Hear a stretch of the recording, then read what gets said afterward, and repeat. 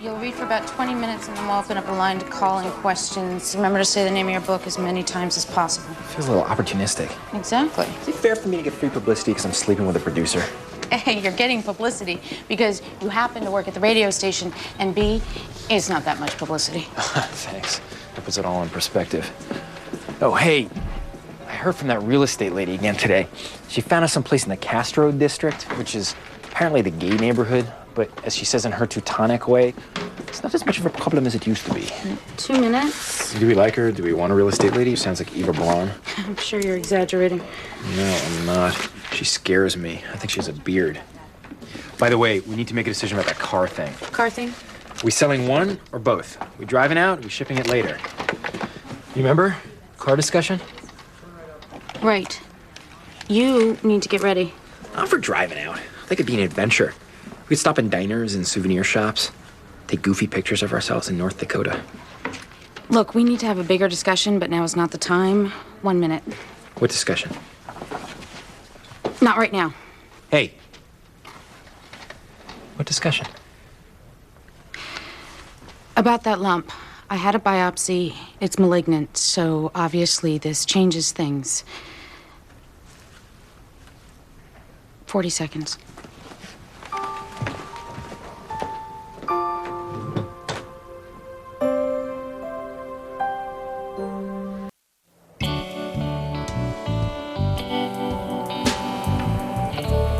China again? I don't understand why you can't be an international mogul right here in Hartford. You know, with fax machines and the internet. Everybody's going, and I mean everybody. Even Malcolm. And he doesn't get invited to any because he has a halitosis. Oh, I don't know, Lauren. Hi, Amy. Hi, Lauren. Hi, Jared. Hi. So can I, Mom? Well, it just seems a little soon for this kind of thing, Lauren. So what brings you around for breakfast, Jared? He's trying to talk me into going to China. What kind of thing? A boy-girl party with dancing and everything. They're having a DJ. Chanel being the architect of this, of course. Her mom will be there the whole time. And so will her mom's boyfriend, Chad. He's a ski instructor. See, this doesn't sound so good to me. Why? I am going to explain that to you as soon as we get in the car. So go ahead. I'll be out in a minute. Can you believe this? A boy-girl party with a DJ? And I'm the bad mom if I say she can't go. I'm sorry. I interrupted. You two were talking about China. No, we're finished. I can't go. Well, no, you have that sanctuary house thing. The lieutenant governor's coming. Mom's gonna be on TV. Well, that's not why. Todd Stanley? Well, he's a rabid conservative. You want to be on TV with him? No, I want Sanctuary House to be on TV with him.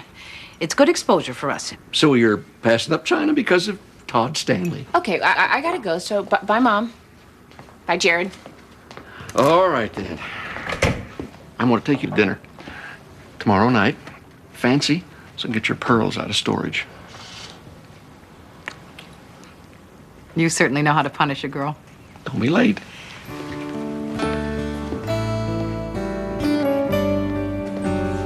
I know an APB's out of the question, but I mean, could you make some calls? She's 30-ish, she has long brown hair, brown eyes, she's cancer. Carol Toby. T-O-B-E-Y. Oh, never mind. Here she is. Thanks for all your help. Where were you? At home. You didn't answer your phone. At home, not answering my phone. I went to your place. I buzzed your apartment. At home, not answering the phone or my doorbell. We were worried sick. I'm sorry. I felt like being alone. I'm sorry. About your boob. Thank you, Donna. I'm gonna go change Ariadne.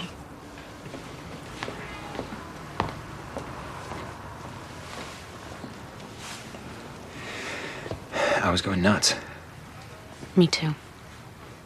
Carol, you told me that you had cancer and then you disappeared. I didn't know what to think. Vincent, I'm gonna be acting a little strange for a while.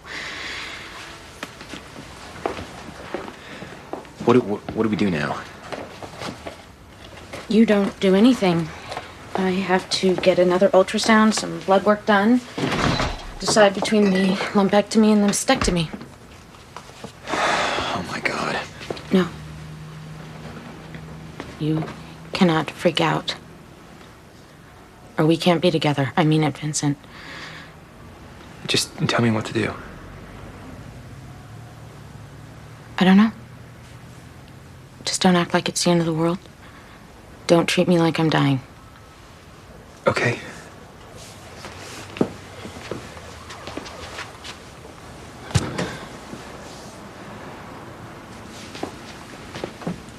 I don't know about San Francisco anymore. I don't know about anything.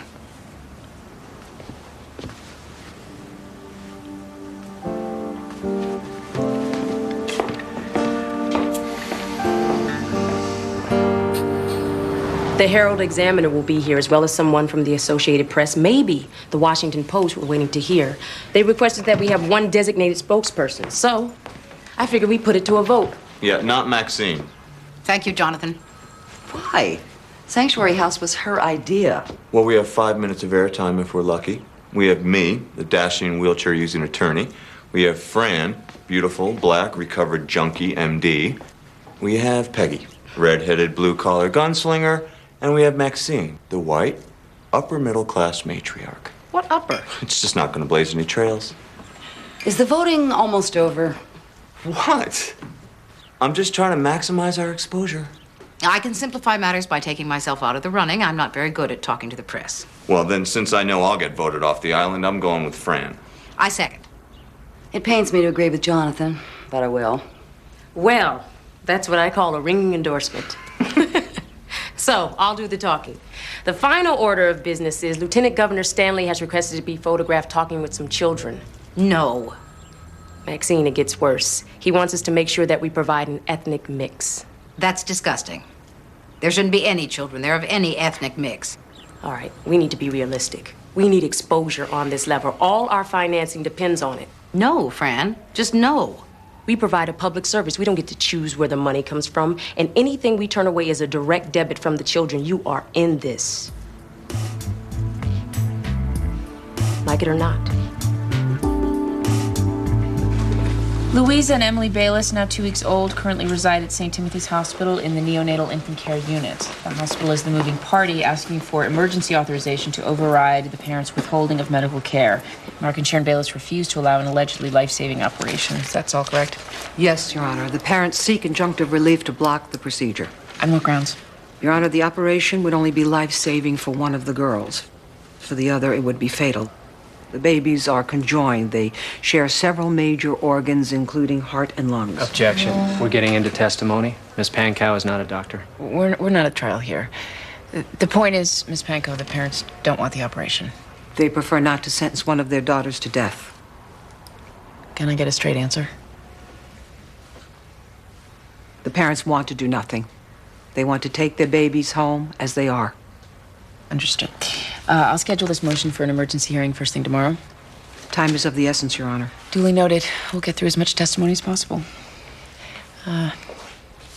and Mrs. Bayless, may I just say how sorry I am that you're going through such a difficult time. Thank you, Your Honor.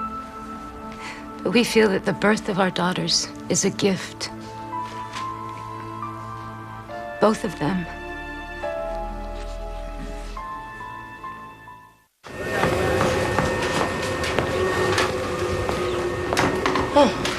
How's it look, Maxine? Pretentious. We're supposed to display our credentials. I just hadn't gotten around to doing it. I'm sure the Lieutenant Governor will be suitably impressed. Who's paying for this? I am. Jonathan and Peggy chipped in. It's voluntary. Why are we trying to make this place look like a five-star hotel? Putting in a spa next? We want people to feel that Sanctuary House is an accessible place. The perception is that to ask for public assistance, you have to risk your life or drive to a horrible part of town. But doesn't this bother you? The whole idea was to rise above politics. The idea was to help children. Maxine. I just took a message for you. Jared called. He said the limo will pick you up at 8. Well, it's really just a big car. Solid dinner. He pumps his own gas.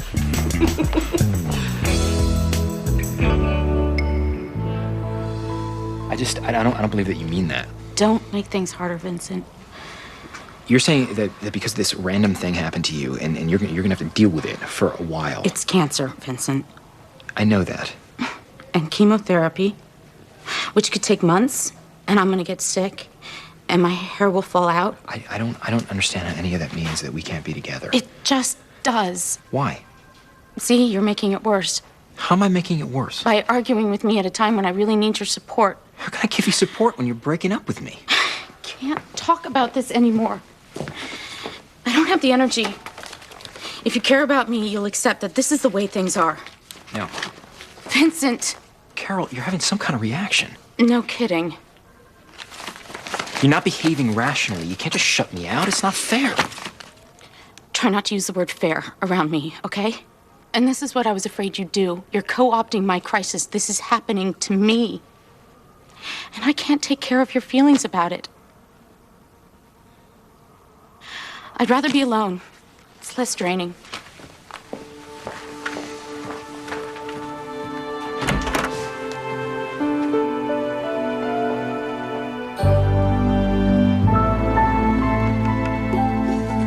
Dr. Stoller, what is your relationship to Emily and Louisa Bayless? I'm a pediatric surgeon at St. Timothy's Hospital, where the twins currently reside. I was called in to consult after they were delivered. You have had experience dealing with conjoined twins. Oh, yes, I performed this kind of surgery many times. Successfully? Sometimes only one of the babies can be saved. Unfortunately, that is the case with the Bayless twins. Why? Well, as you can see from the X-ray, the two are joined at the chest and they share heart and lung functions. Emily is the stronger twin, but she's providing as much as 80% of Louisa's respiratory system. What is the current condition of the twins? Emily's doing very well. All the evidence suggests she has normal brain function. If separated from her sister, she'd require several surgeries and orthopedic treatment to help her walk unaided, but other than that, she'd live a normal life. What about Louisa? Louisa is less active. She does not cry or move voluntarily. She's being kept alive on a feeding tube. If the twins were separated, is there any chance she would survive? It's highly unlikely. How long could the twins continue to live if they weren't separated? I'd say weeks at most. I'm sorry to put it this way, but Louisa is literally draining the life out of her sister. If surgery isn't performed soon, both of these babies will die. Thank you. Cross, Miss Pankow? Dr. Stoller, by encouraging this surgery, are you asking Mr. and Mrs. Bayless to sign their own daughter's death warrant? No, I'm asking them to save their daughter's life. One at the expense of the other. Sadly, it will come down to that. Isn't it the case that conjoined twins sometimes survive and grow to adulthood without being separated? Yes, that happens. Can you guarantee without a doubt that both children will die without this surgery? Yes, I can. And you can tell me with the same degree of certainty that Emily will survive the surgery? There's always a risk with surgery. Oh, there is a risk. So, you have seen cases which defied medical certainty? I have, but I don't think that this... Thank you. May I finish? I just wanted a yes or no, Your Honor. Yes or no, Dr. Stoller? Yes. Miracles happen. Thank you, Dr. Stoller. You're dismissed.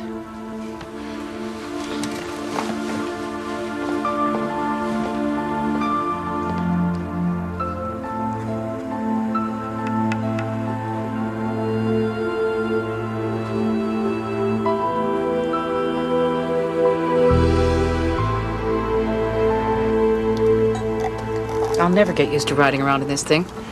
I feel like I'm going to a funeral. Champagne?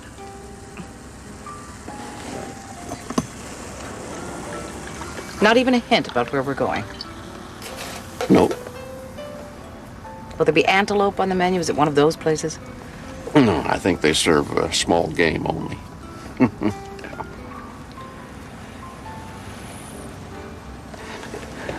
Are you in some kind of a mood? No. Work has been stressful. That's why you should take a vacation. Do you think I can just hop on a Learjet and disappear effortlessly from my life? Well, here we are.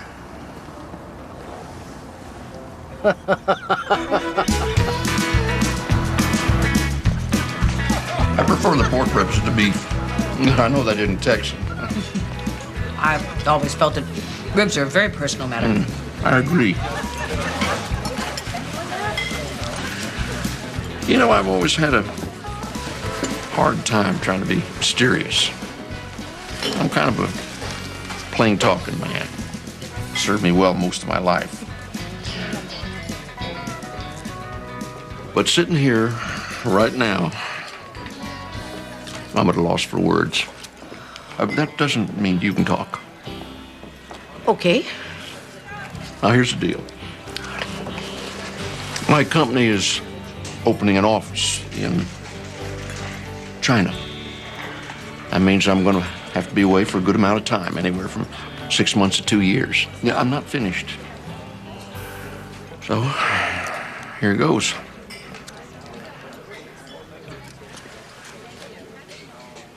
Maxine, will you marry me? Now you can speak. No, I can't.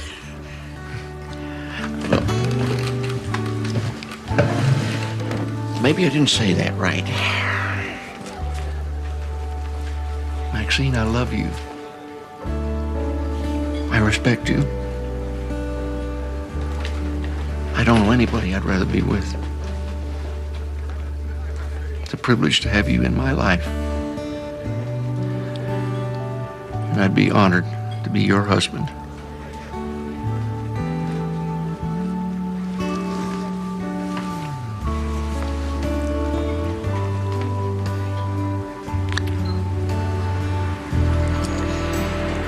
What do you think you're going to say?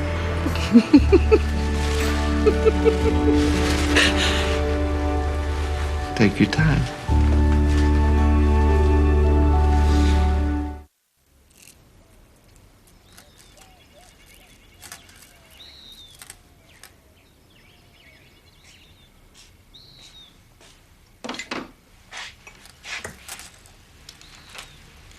Mom?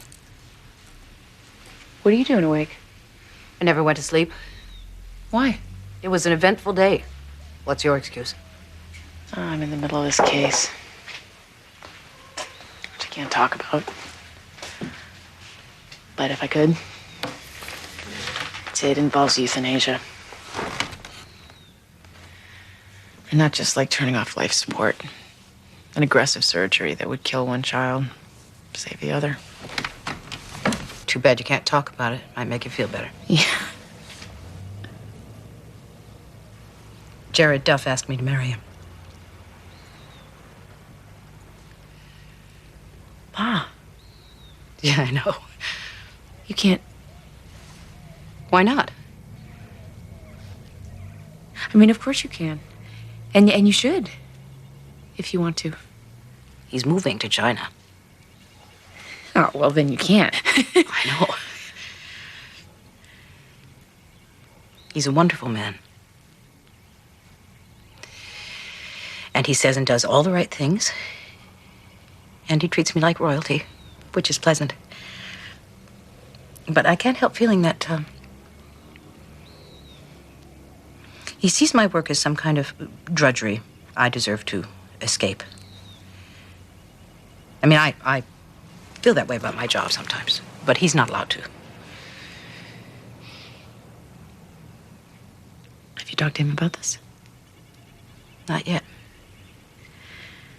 Well, I don't think it's fair for you to give up your life and work. You can get married and stay here, couldn't you? Let him sacrifice something? Is this what they call a high-class problem? I guess so. That's funny.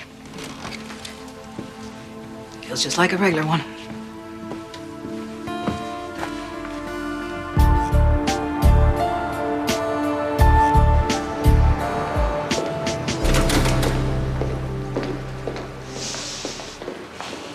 Excuse me.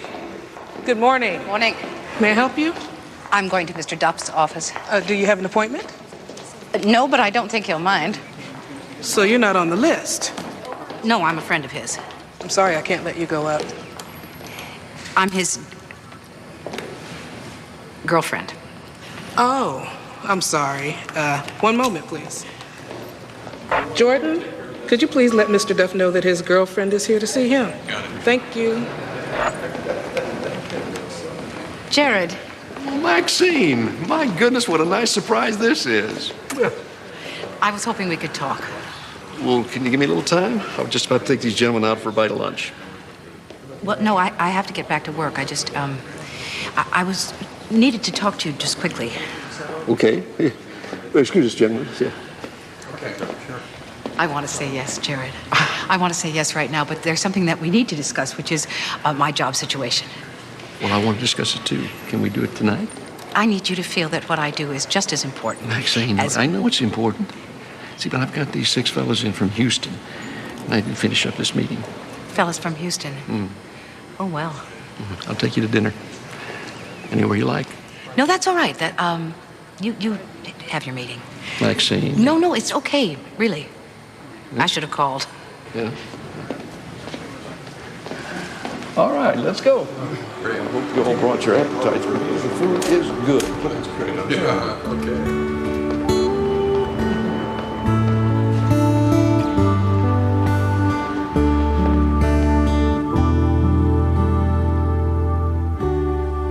I was in my 16th week when they discovered the babies were conjoined. We were told that there was always a chance the twins couldn't be separated. They wouldn't know until the babies were born. When the girls were born, Dr. Stoller examined them. Yes. He told us that they were sharing a heart, and that if they were separated, Louisa would die. What was your reaction to that? We were devastated. But we decided that we would just take them home as they were and raise them. I mean, it's been done, you know. I've read about it. Did you ask for your babies to be released from the hospital? Yes, but Dr. Stoller wouldn't allow it. He said that if the girls weren't separated, they would both die, and he couldn't allow me to leave with them. He insisted that you have the surgery. Yes. Why did you refuse? Because this is not a decision we should have to make. We are Louisa's parents. We can't make a choice like that. Even though not choosing would mean that both of your daughters would die. That's what Dr. Stoller says. Maybe it's true. Maybe it isn't. That would be up to God. But we do know that the surgery would kill Louisa. And as her mother, I can't consent to it. I can't. And I won't. I won't do that. They can't make me. That's all, Your Honor.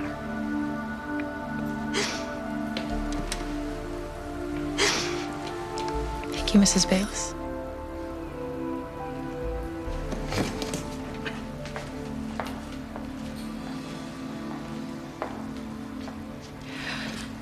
Well, I think the next logical move is for all parties to assemble at St. Timothy's so I can see the children in question before rendering a judgment. You'll coordinate all schedules for tomorrow as early as possible. Mr. Van Exel? It's not exactly standard procedure. Excuse me?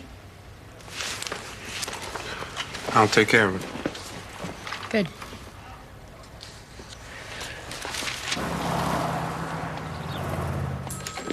And this is our waiting area. Children spend time here in between interviews and appointments. We try to provide a safe, comfortable, and cheerful setting. And it's free of charge. No one is turned away. Not for financial reasons, but this isn't just a place for people in need. We're here for abused children. Excuse me. Thank you very much, lady. And that occurs in every socioeconomic bracket. I see. Now, what is this room here for? This is the game room. Siblings can wait here while reports are being made. Can you tell me a little bit more about your staff? We have a child psychologist on site as well as a police specialist. Detective Peggy Frazier. And this statement is observed by our state's attorney, Jonathan Ashworth. Pleasure. My pleasure. Maxine Gray, one of our co-founders, represents the Department Any of chance I Children could see this interrogation room? Lieutenant Governor, as a lieutenant of financing, What the hell was that? you made a mistake. You questioned my procedure in open court? It was a hasty decision and a bad You one. think it's a better idea for me to sentence a baby to die without seeing her? Yes, I do. It's cowardly. It's responsible. Why do you think these parents are paralyzed? Because they're emotionally involved. They've seen the children, held them, loved them. They cannot be expected to make this decision. That's why it should be left up to a detached third party. Detached? Someone who's capable of putting reason and logic above sentiment. Well, I can't ignore the fact that a human being is involved here. You don't have to ignore the fact, but you don't have to look at it either, Judge Gray. That will change everything, everything. You go down there and look at those girls, you won't be able to make a just and a responsible decision. Bruce, you are so over the line, you can't even see it anymore. It's the wrong thing to do. I still know that when I see it.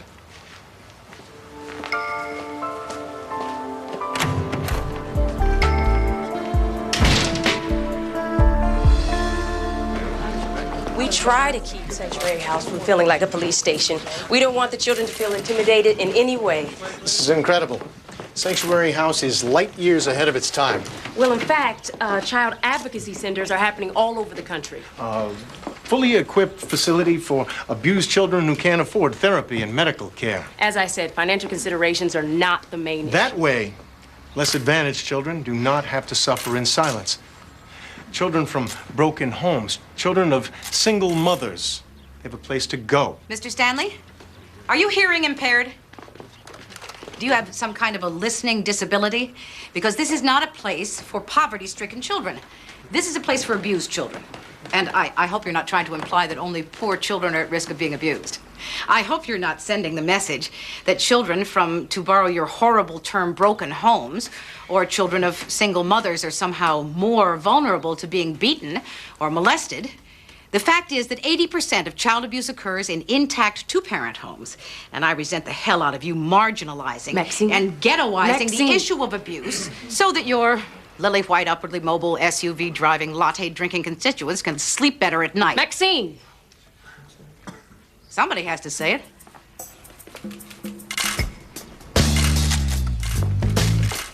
It's Maxine Gray, with an A, not an E.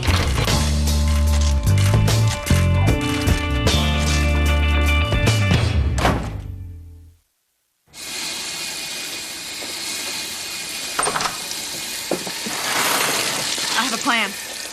Donna, I'm in the shower. No kidding. Naked. Vincent, we have important things to discuss. You have to talk to Carol. I tried talking to Carol. She's hiding again. She won't answer the phone or the doorbell. I know where she is. I found her Filofax. Donna, I didn't steal it. She left it in the kitchen. I looked in it. can you give me a minute to dry off? We don't have that kind of time. She's got a doctor's appointment today. Name and address of the doctor. She'll be there in 30 minutes. What am I supposed to do? Just bust into the doctor's office and say what? Vincent, I can't do everything. You're the writer. Figure it out.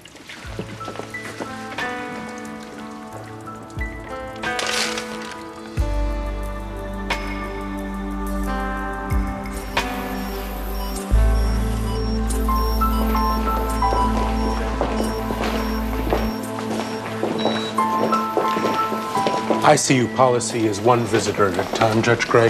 Well, everyone else can wait out here. That's agreeable to all parties. Yes, Your Honor. Yes, Your Honor.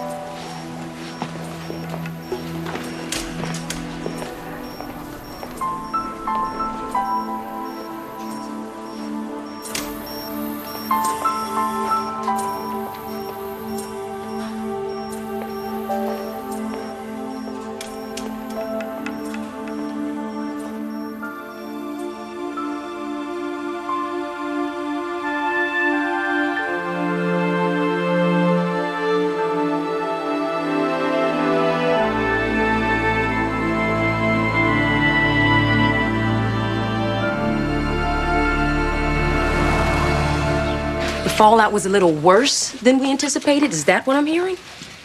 Well, despite my efforts to spin it, you know, with my connections in the media, we did lead off the 11 o'clock news on all 3 networks.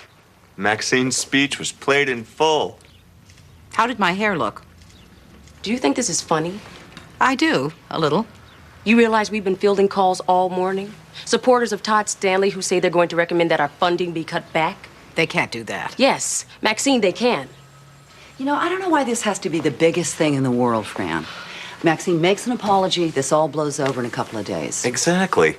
We need to discuss the forum. Should she give an on-camera interview or write an open letter to the paper? No.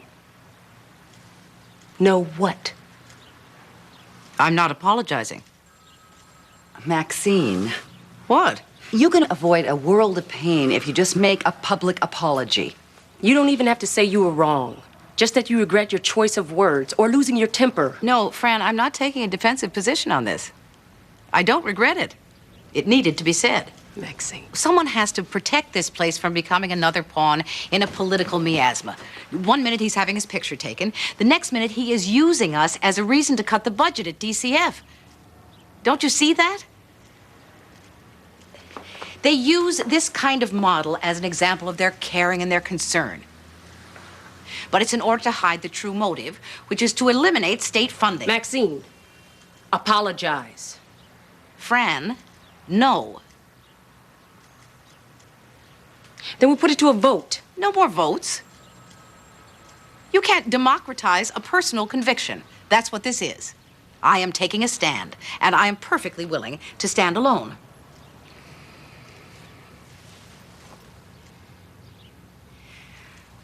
I guess that's what I'll have to do.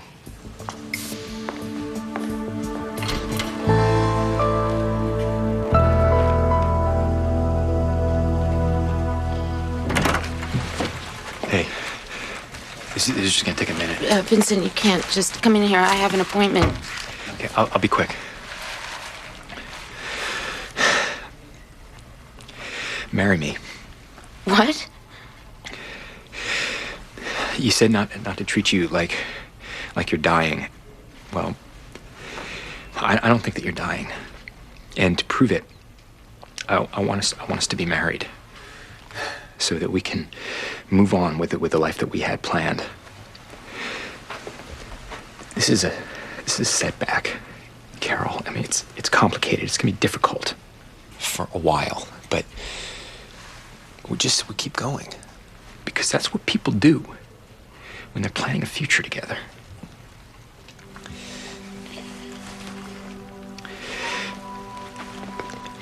I love you.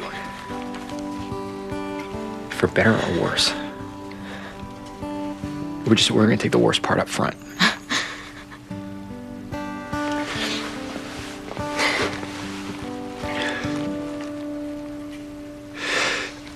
Please marry me. I'm wearing paper. Yeah. I didn't want to be wearing paper when I got engaged. Oh, well, I mean, I could ask you again tonight when you're wearing some clothes. Okay? Yeah. Is that a yes? Yes? Yes? Yes.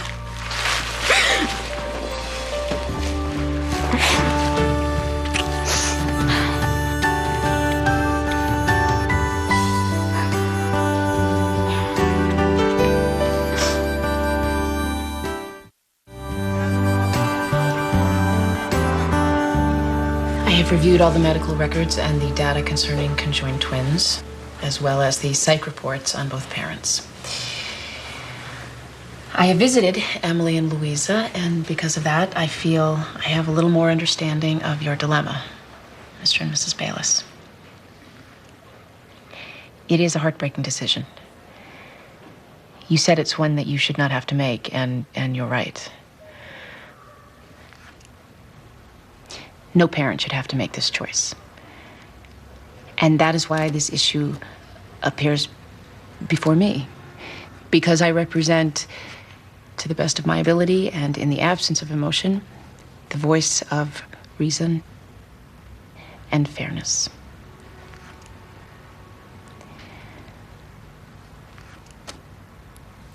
am finding with the hospital and ordering the surgery.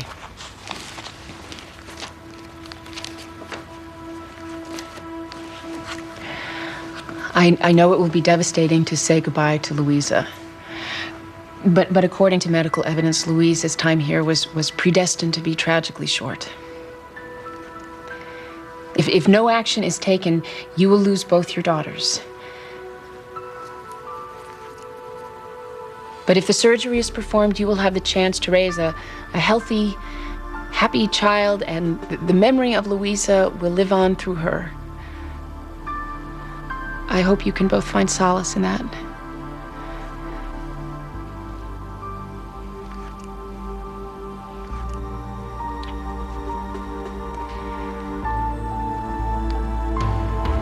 That's all.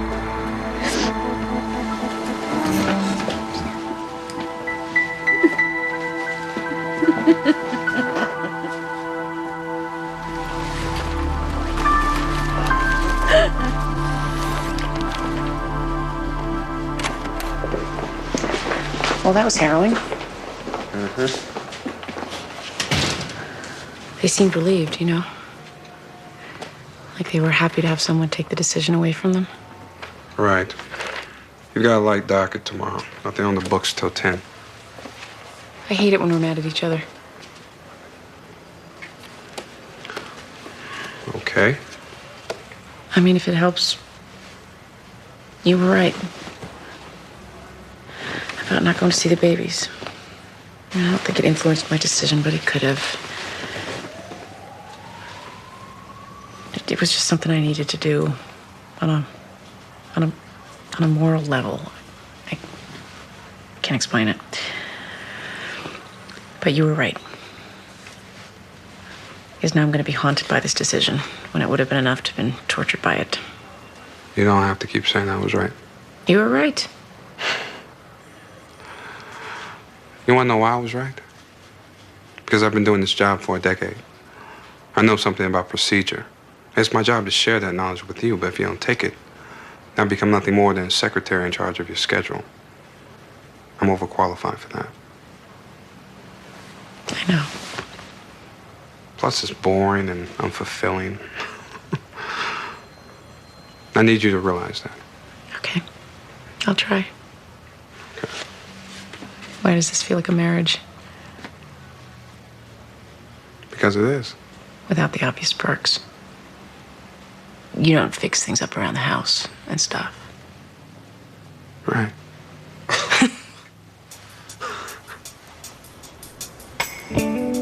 Good night, Judge Crowe. Good night.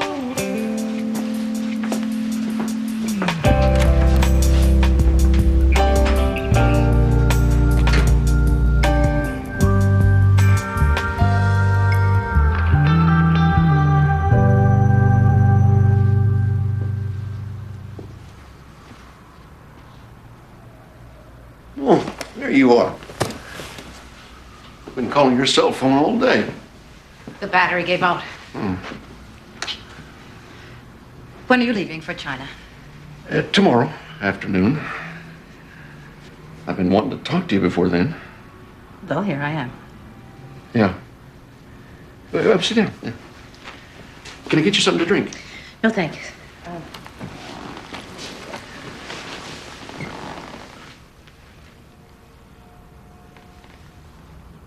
I don't think that I can marry you, Jared. I was afraid you were going to say that. Do I get to ask why? Because you're going to China, and I'm not. Well, I could postpone the trip. Or is this just a metaphor? May I ask you something? Uh-huh. Would you be willing to give up this deal in China so that we can stay here and I can continue with my work? Maxine, I'd be lying if I said I could just walk away from this deal that's been nearly a year in the making. China could be quite an adventure. You know you love Chinese food. But, I can't walk away from a deal that's been more like 30 years in the making. I have a life here, Jared, and it's a much bigger one than I ever bargained for. Even going back and forth, there'd be things I'd miss that I don't want to miss. I can't ask you to stay put because that's not who you are. That's not how you live. I have a friend who says in every successful relationship, there's a gardener and a flower.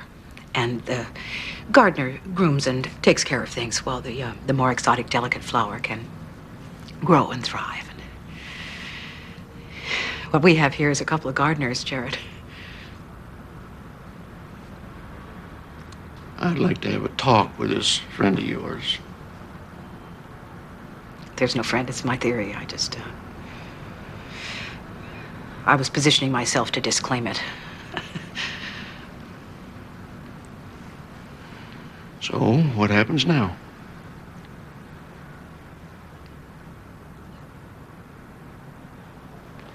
Well, I guess that we shake hands and say, wasn't it fun? And, can we still be friends?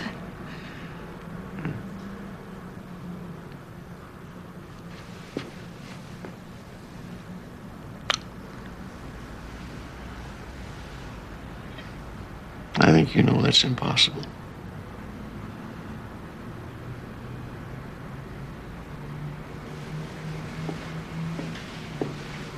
Maxine, wait.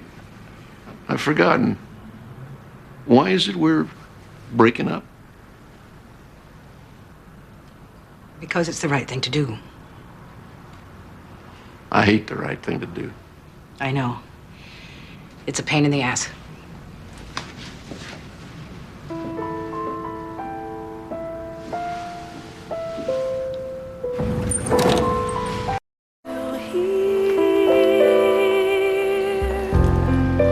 All that you see is the light bouncing off the mirror of the world, offering a little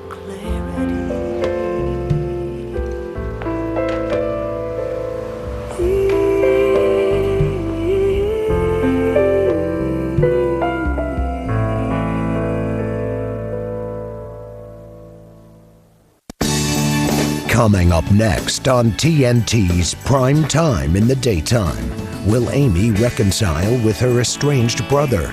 Find out on Judging Amy, next on TNT.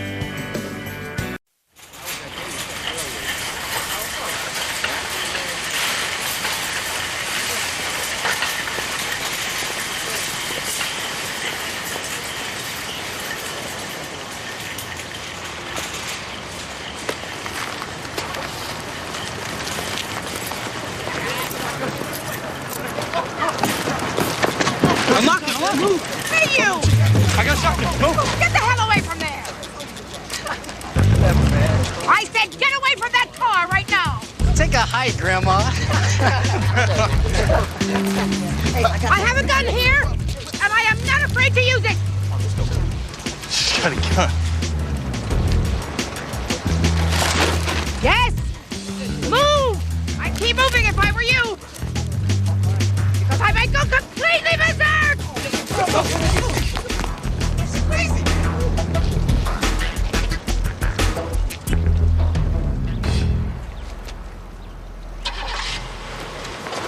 Oh, me, Grandma. Idiots. Broad daylight.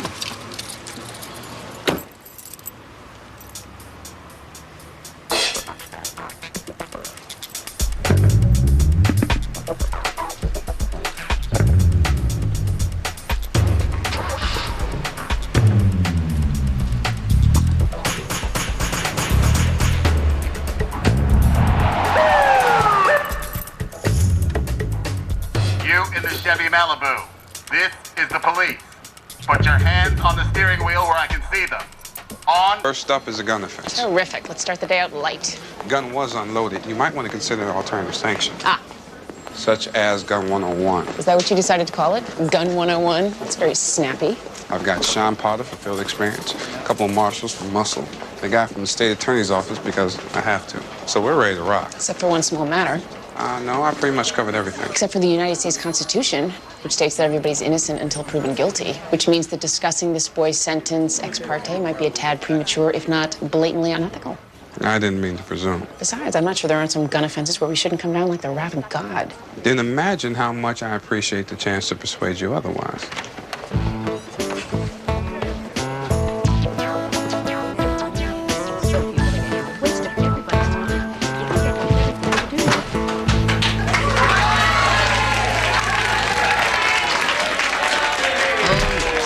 Very funny. We didn't have time to get a cake with a prisoner on it. Oh, I find the clown most appropriate. We're glad you beat the rap. For future reference, it's customary when stealing a car to pick one that's better than your own. or at least different. Right? Well, I'll make a note of it. Yeah. Speech.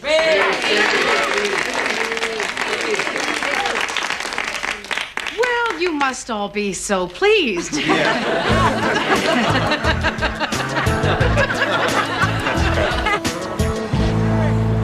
Warren Lowry brought his father's gun to a public park, brandished it around, and said, "The next blankety blank ass blank to mess with me gets some of this," for which we are all very grateful. Nonetheless, it is a Class D felony, and we believe that Warren Lowry should be incarcerated. Which is ludicrous. Warren has never been in trouble before, and he's a solid C+ student. Then he should be smart enough to know that waving a gun around and uttering threats leads to jail time. Did Mr. Lowry have a reason for doing this? Warren was being tormented by a bully at school, and ill-advisedly took matters into his own hands. Well, Warren, did you talk to a counselor or your principal before you decided to take the gun to the park? No, Judge. A man has to handle his own troubles. I wasn't gonna shoot anyone. I didn't have no ammo. Any ammo? Judge, my son was a little overboard here, but he was trying to look out for himself. He knows you can't let people just walk all the hell over you. Right or wrong, you have to admit he did take charge. And I'll tell you something for sure. That bully's not going to be bothering anybody for a while. Judge Gray, my client has never been in trouble. And I believe that his poor judgment can be blamed on his youth. In addition, his father, who owns the gun, faces civil charges. Now, how much does his family need to be punished? Good point. Just buy him lunch and send him home. I'll handle the sarcasm, Ms. Robson. Well, usually in a case like this, I would recommend detention boot camp or anger management counseling, but today I'm going to try something a little different. It's an alternative sanction called Gun 101. Once a week, for 2 months, the Lowrys, all of them, will attend a 3-hour session. All of us? Yeah, Mr. Lowry, you're facing a lawsuit, so you're not pure as the driven snow. And more important, it's not about you. It's about keeping Warren out of jail. Upon successful completion of the program, I'd consider reducing Warren's charge of carrying a weapon to possession, and Mr. Lowry's contributing might go away altogether.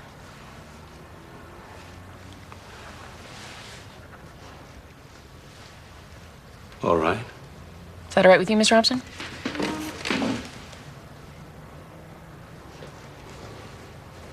We can live with it, Your Honor. Good.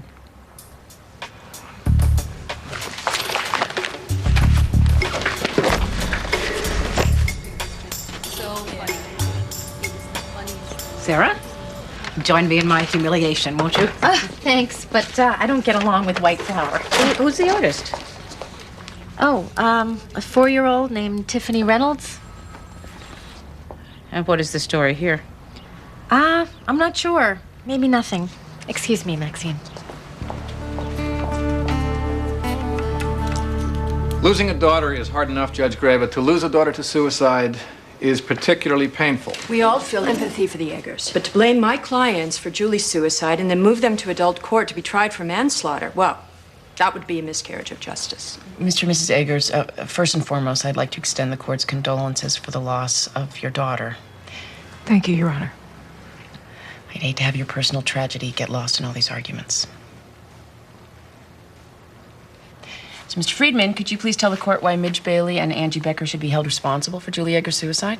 Midge Bailey and Angie Becker set up a website where they wrote in graphic detail about the purported sex lives of their classmates. We believe these girls knowingly perpetrated a slander that made Julie Eggers feel so hounded that she eventually took her own life. Your Honor, while we are truly appalled at the tragic suicide of Julie Eggers, the truth is she was a mentally ill young woman with a history of suicide attempts. Which these girls knew, and yet they still targeted her. Your Honor, no one was targeted. The website, accepted as a joke by most of the student body, featured a large number of other students, Julie Eggers amongst them. Well, so far this sounds like a high school prank gone wrong. Why should I order these girls to be tried as adults? Because only an adult could have written such pornographic, licentious, and salacious smut. Believe me, these are not children. Mr. Friedman is wrong.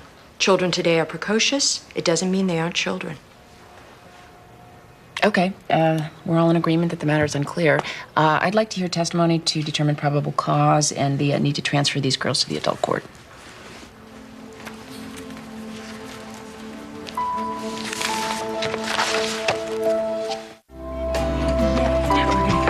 So good. Oh, baby, come here. Come here, sweet pea.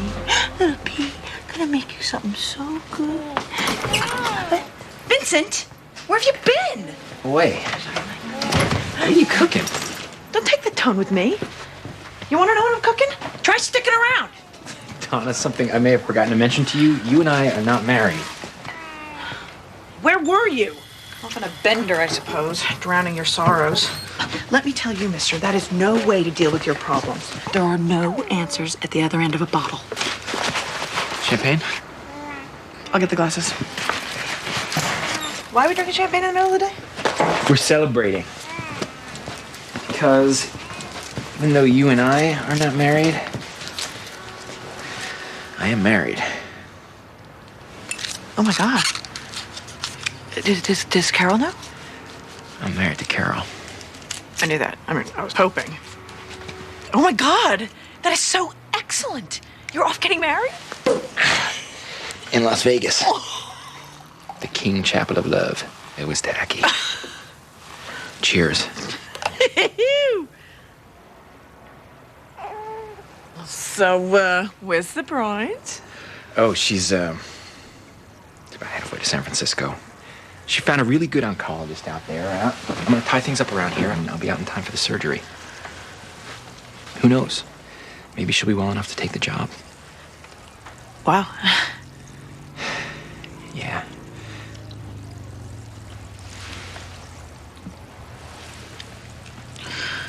This is like a lot. Yeah.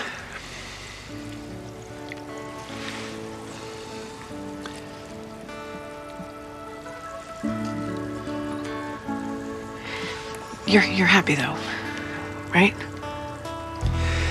Yeah. Yeah, I'm happy.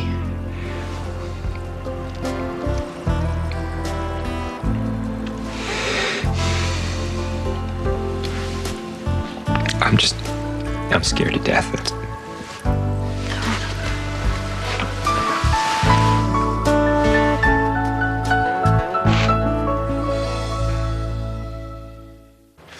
I put the psych report for Julie Eggers on your desk.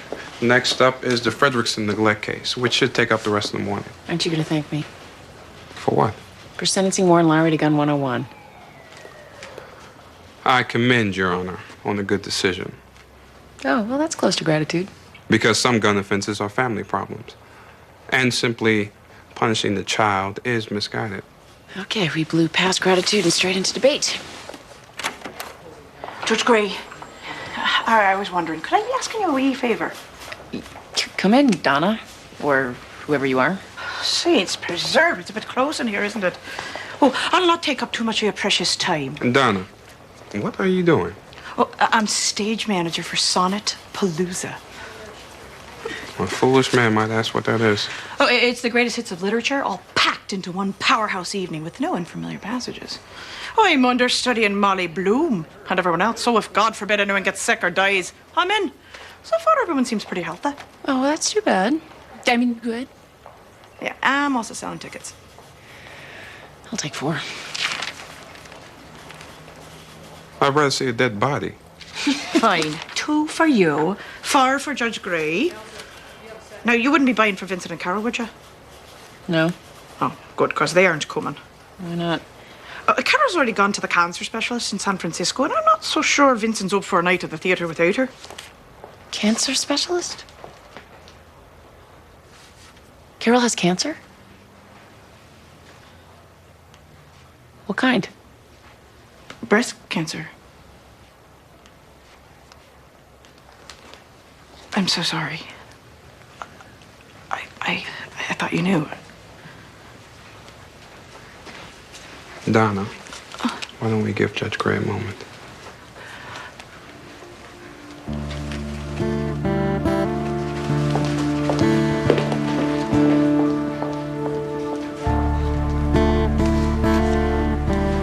"15 minutes.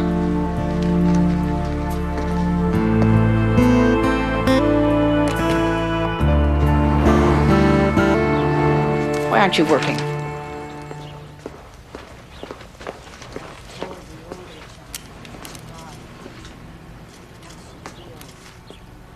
If I tell the younger children.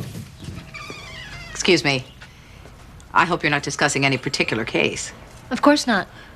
That would be against the rules.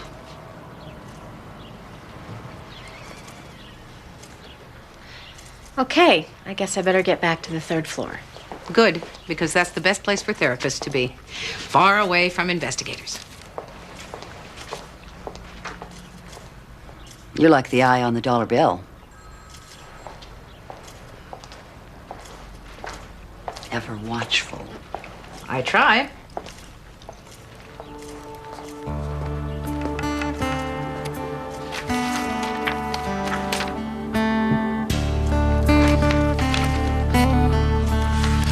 Miss Sandowski, do you know Mitch Bailey and Angie Becker? Sort of. Sort of? Well, they're sort of higher up kind of thing. But you see them around school. Sure. Yeah, everybody knows them. And everybody knows their website. Oh, yeah. Absolutely. And there are things on the website written about you, correct? Yes. So, Lindsay, is it true that you only like boys with really big penises? Objection. Mr. Friedman. I don't see the relevance in this line of questioning, Your Honor. Your Honor, this is what was reported on the website about Lindsay. I'm just trying to establish a pattern of malicious slander. The objection to relevance is overruled. You can answer the question, Lindsay. I don't know. What don't you know? I don't know which boys have big penises and which boys don't. Your Honor. You think this is easy, Miss Nasritian? Lindsay, were you embarrassed by what they wrote? I don't know. Were you upset? Not really. Did you miss any school? I got sick. And isn't it true that you made yourself sick? We need you to answer honestly, Lindsay. I ate toothpaste. It gives you a fever. And why did you do that? I was embarrassed. You know, kids laughed at me. Because of the website? Everybody logged on. Everybody read that stuff they wrote about me. They also said I made a lot of noise during sex. They called me Mona the Moaner. And everyone started calling me Mona or just Moaner. Even my history teacher. But he didn't know why.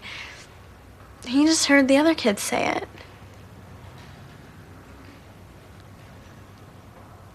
Because of what they put on the internet.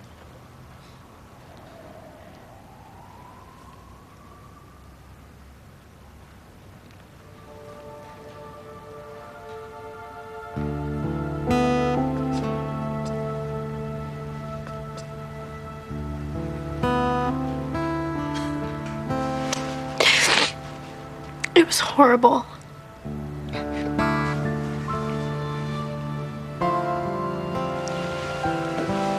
That's all, Judge Gray. Ms. Nasritian? Just one question. You say you felt terrible. Yes. It ruined your social life. You skipped school, your grades dropped. In the midst of this pain, did you ever think about killing yourself?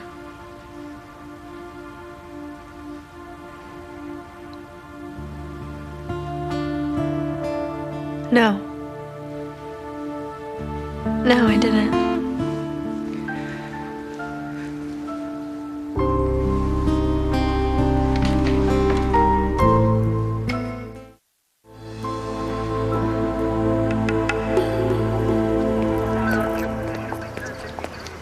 Well, you got here quick.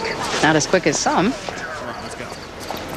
That's Dexter Reynolds going for the ride. Those are his nieces, Denise and Tiffany. He's been babysitting them while the mother takes night classes. Come on, I'll introduce you to the girls. Girls can wait a moment. Detective Frazier, what's going on? We're arresting a child molester. Detective Frazier, this arrest is a direct result of a conversation I saw you have with Dr. Blixen. You and Sarah talked about an ongoing case after I expressly warned you against it. You didn't hear us, Maxine. We could have been talking about anything. We were talking in the abstract about how an older child makes a more credible witness than a younger child. This discussion is not over. Hi. I'm Maxine Gray. Which one of you is Tiffany? Then you must be Denise. I need you girls to come with me. You haven't done anything wrong. You're not in any trouble. Uncle Dexter looks mad. You don't have to worry about him anymore. He can't hurt you. That's what counts, isn't it, Maxine? Thank you. Watch your step. You warm up.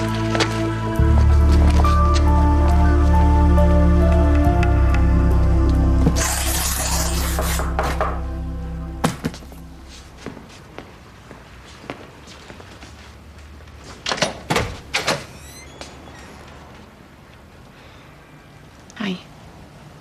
Remember me? I think so. House on Wood Acres, room next to mine.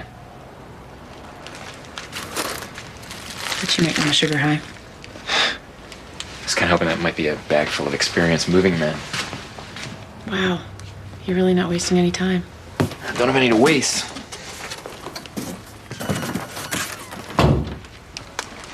So listen, Donna told me something. I mean, she didn't tell me. She didn't break any confidence. She thought I knew. About Carol being sick. I guess it was inevitable. I'm so sorry. I don't know what to say. Sorry's appropriate. Is there anything I can do? No, I don't think so, but thank you. So were you going to tell us before you left? Yeah, it's really up to Carol. Oh. And she's in San Francisco? Yeah. So I guess we won't have a chance to say goodbye. I mean, goodbye, you're going. Goodbye, you're moving. No, you missed your chance. Oh, come on, Vincent. Give me a break. I'm trying. Why didn't you come yesterday? Why didn't you come last week or the day after you found out I was going? Why didn't you? I asked you first. Why are we fighting all the time? Why can't we stop? Maybe because we feel like if we stop fighting, then we'll find out that's all there is. I wish you could have been happy for me. Did you give me the opportunity? I'll give it to you now. 2 days ago, Carol and I flew to Las Vegas and we got married. I guess you didn't notice.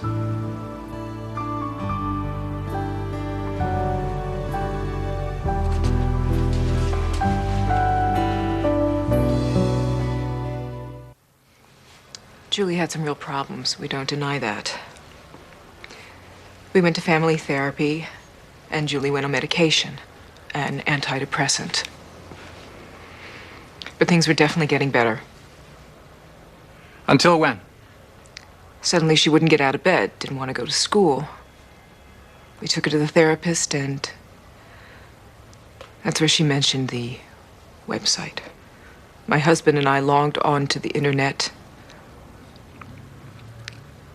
and saw what they wrote about our daughter. And what exactly did they write, ma'am?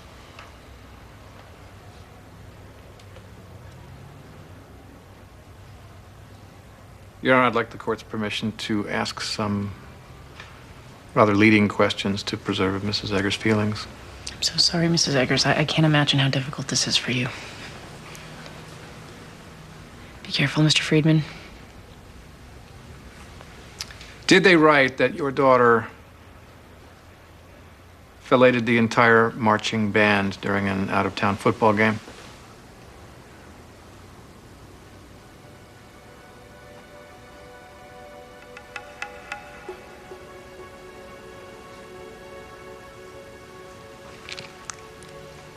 Yes.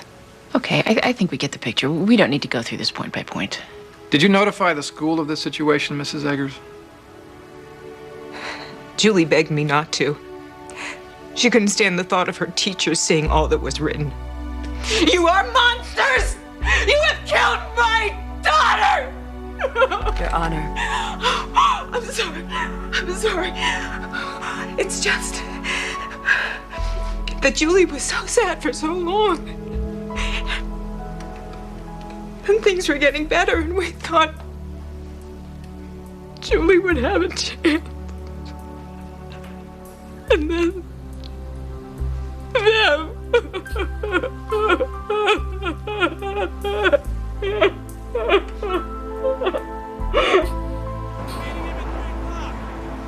What the hell did you people do? Jonathan. Maxine, you know as well as I do you don't get called into the presiding judge's chambers to be congratulated on what a fine job you're doing. Thank you all for coming. I don't really need to know all of your names. I am, as I'm sure you're aware, Judge Jackson Keeler. This gentleman is Mr. Alfred Faust, Esquire. He's defending a man named Dexter Reynolds.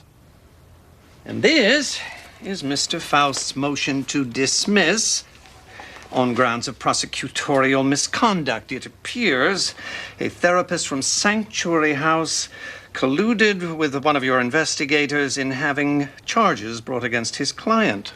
That's ridiculous. We keep the elements of the case completely separate.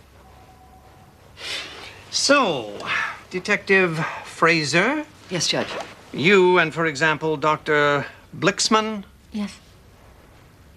Don't discuss cases. Never.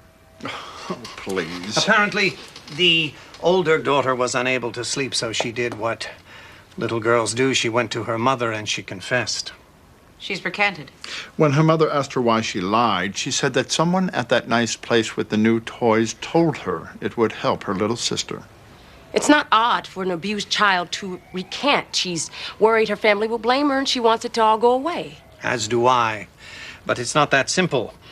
Mr. Faust is considering laying charges against the state. Aren't you, Mr. Faust? Yes. Yes, I am. Coercion of a false statement, wrongful imprisonment. Absolutely. This noble experiment is generating more heat than light. I am very concerned, and my concerns are shared by others. You're going to close down Sanctuary House.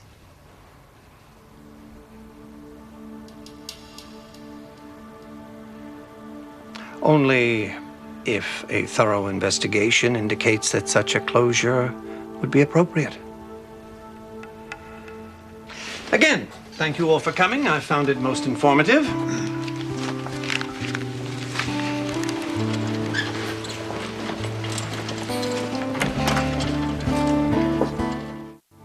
Hey, Street, I got my eye on your punk ass. Yeah, babyface? Well, I think you better get some backup then. Because you're gonna need it. Yo, I don't need no backup to punch you down. Oh, yeah? Now I got the shape. What's Easy. Hey, just calm down. Before anybody punches down anybody's anything. Hey, back. Do you even know what he wants to talk about? Don't make any difference, because he's all up in my grill. Yeah. So the first thing to think about is maybe putting daylight between you. Step back. Step back. If you have a problem with a man, you gotta let him know what the problem is. Now, what's another way to start this? Hey, man, can we talk for a minute? Oh, no, man. Come on, big slapper, man. Hey, hold on. Come on, let's just give this a chance. This is some fairy tale. Maybe this exact stuff won't work for you. But there are more ways than one. That's the point. There's ways to keep your pride and to stay alive. That's the goal here. Okay, let's keep talking.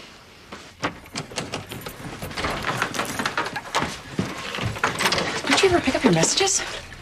Whatever it is, may I close the door first? Or why didn't you tell me about Carol having cancer? And Vincent and her getting married? Is this some kind of dream you had? No, I talked to Vincent. I tried to. Donna knew about it. That's how I found out. What kind of cancer? Breast. She's in San Francisco right now getting ready for surgery. And she and Vincent got married 2 days ago in Las Vegas. He's wearing a ring. You really didn't know about this? You think I could know that and not tell you? This is absurd. It's out of control. I agree. The fact that this family is so split apart by your petty bickering that we are out of the loop on issues of this magnitude is... What kind of people behave this way? He's not answering his phone. I don't want to talk to you anymore. Ma!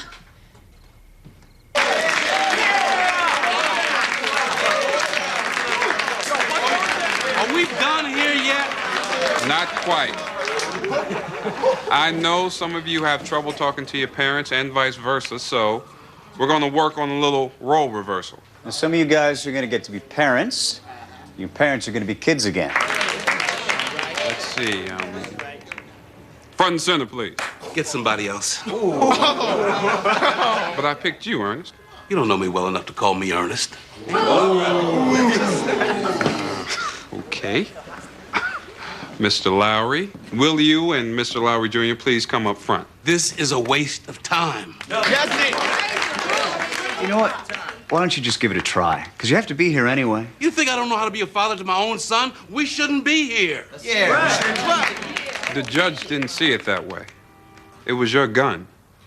And the terms of the court require you to be here. Okay, look, if you're feeling a little shy, then maybe somebody else can go. I don't think so. Bruce. You know something else? Warren did the right thing. All right. Yeah. By threatening people with a gun?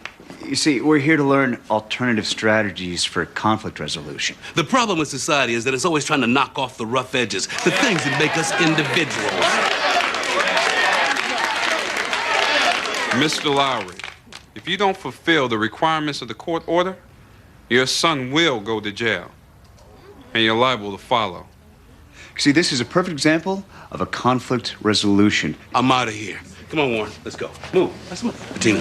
Mr. and Mrs. Lowry, I can't permit you to leave. If you walk out that door, I will have the marshal outside detain you. And I will call a judge who will sign a contempt of court order, and you will be put in jail. So you can't deal with me yourself. You need a marshal.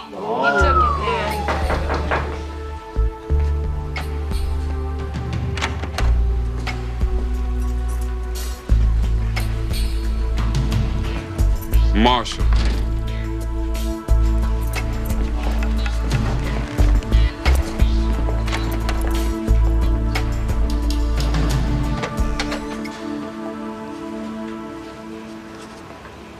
Mom.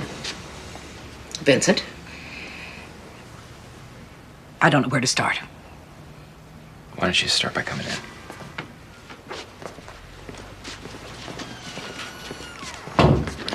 I really came here to yell at you about all the things you've neglected to tell me.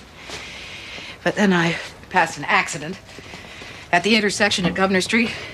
Motorcycle, of course.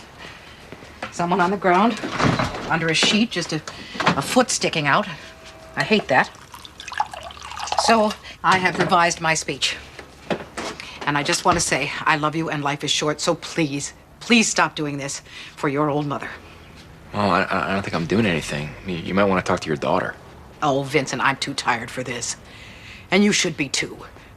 Someone you love is sick. You need to reserve your strength so you can be there for her. I know that, which is why I need all of you to back off and stay out of it. That's unrealistic. And it's immature. You don't know what you're wading into. You need your family. Carol is my family. Yes, so I heard. Secondhand. And I'm here to tell you, you're just wrong. If you think that some hastily spoken vows and a handful of honorable intentions can ever take the place of history, which is what we all have together. That's what you and Carol will have one day. But in the meantime, I think you're going to need all the help you can get. And you're a fool not to take it. Okay, here's what you don't understand. Now, here's what you don't understand. I came here to talk, not to listen. I'll listen another time. I know that you're mad because I didn't involve you in the wedding. Oh, for God's sake. I barely survived the other two. I'm mad because I think that you have made an enormous life decision based on panic and spite. I hope not. You have the rest of your life to prove me wrong. For someone who never wanted to grow up, you certainly are trying to do a lot of it at once.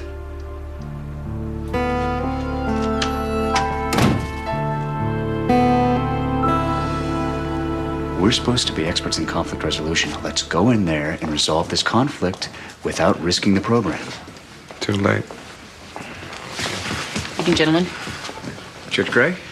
You really think this is the best course of action? Sending an entire family to jail? We've had some time to cool off. I believe so. Okay. Who's got the warrant? Don't you want to hear the details? Why? If you think this is what it's going to take, I'm behind you 100%. What, you didn't think I would back you up? Thank you, Judge Gray. Good night. Judge. Well, slap my ass and call me Fanny.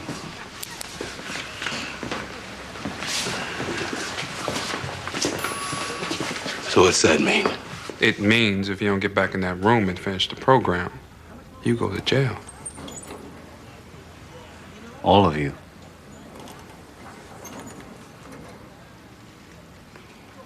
Fine. You're the ones that are gonna look like jackasses. You and that lady judge.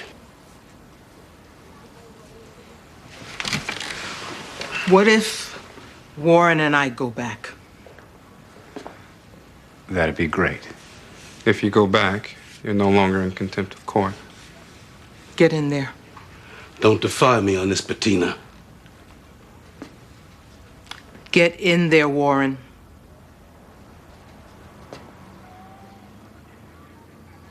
Warren, you stay out here with me.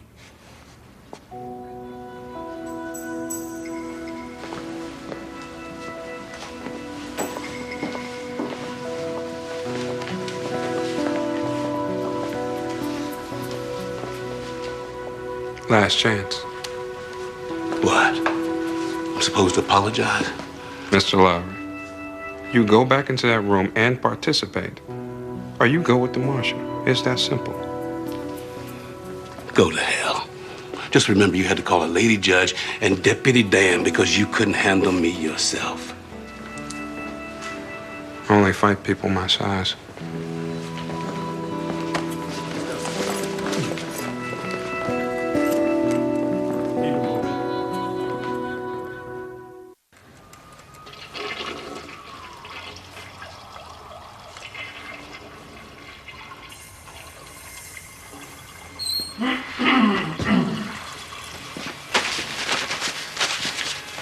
So, what would you have me do? Issue us a stern warning. Assign an oversight person, spank our bare bums, and let us get on with our good work. Well, as tempting as the bare bums sanction sounds, I'm afraid it just won't suffice. Why not? Because not only must justice be done, Ms. Gray, justice must also be seen to be done. By whom? By, for one, the Lieutenant Governor of the great state of Connecticut. That fathead. That fathead and I go way back. He is also a highly placed and powerful official whom you embarrassed in front of the media the other day. Can you imagine how that makes me feel as both his supporter and his friend? You do all this damage simply as a favor to a friend? Destroy my work and the work of all these other people? No, you don't understand. We barely know you exist. And while the Lieutenant Governor is certainly not my boss, we do share a knowledge which you apparently lack. that politics is nothing more than a set of interlocking, mutually beneficial relationships. So, look on the closing of Sanctuary House as your personal failure to comprehend this simple truism. The lieutenant governor would close Sanctuary House just to get back at me. Of course not. He won't have anything to do with it. Because you'll do his dirty work for him. An interlocking, mutually beneficial relationship. You get the picture? Certainly the frame is in focus. Would his lust for vengeance be satisfied if I took the blame and resigned? Possibly. If only because that would be so much better for the children. Don't you agree?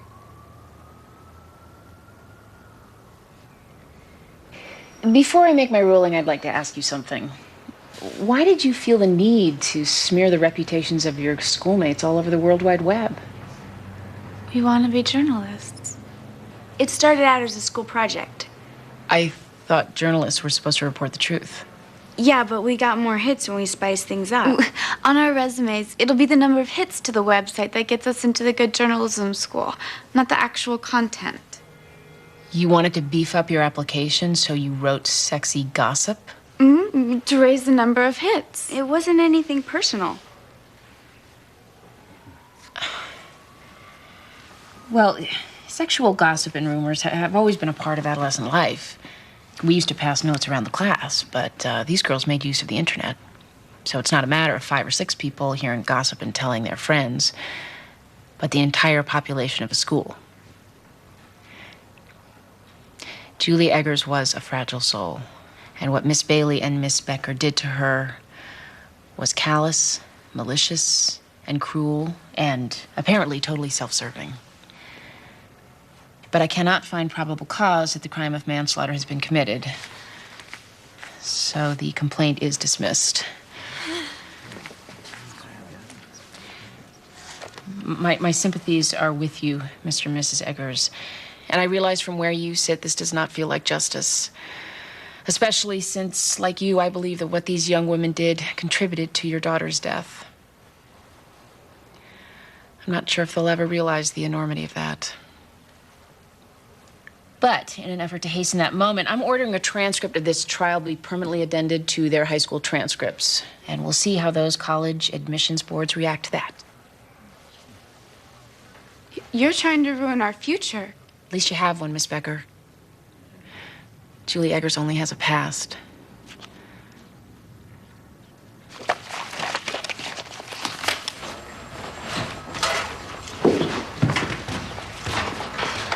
We don't know what to say. What you did, It's very noble. it wasn't noble, it was pragmatic. I did my damnedest to get this place up and running. I wasn't about to watch it go under because you people couldn't keep your mouths shut. I know, Maxine, we're really sorry. Don't do it again. Maxine, we know the uncle abused the little sister. And he will suffer no consequences because you and Sarah tried to take a shortcut. It's still unfair for Keela to blame you. I'm not taking the blame, I'm taking the responsibility. Hopefully, my resigning will give you the chance to do it right. Here, let me help you. No, I can take care of this. Just wanted to help. What would have happened if you'd gotten away with this? What would have been the next cut corner, the next shading, the next creative interpretation? Well, there'll be no more of that because I won't be here to draw their fire. The target is leaving, and you're going to be out in the open and on your own, and the next mistake will be the last mistake. There's a pint of 2% and some cheese sticks in the icebox if anybody wants them. Maxine. I'm not going to ask you if you knew about this. You know about it now. And you know what I expect. Don't worry. I'll take care of it. Said the fox when given the keys to the hen house.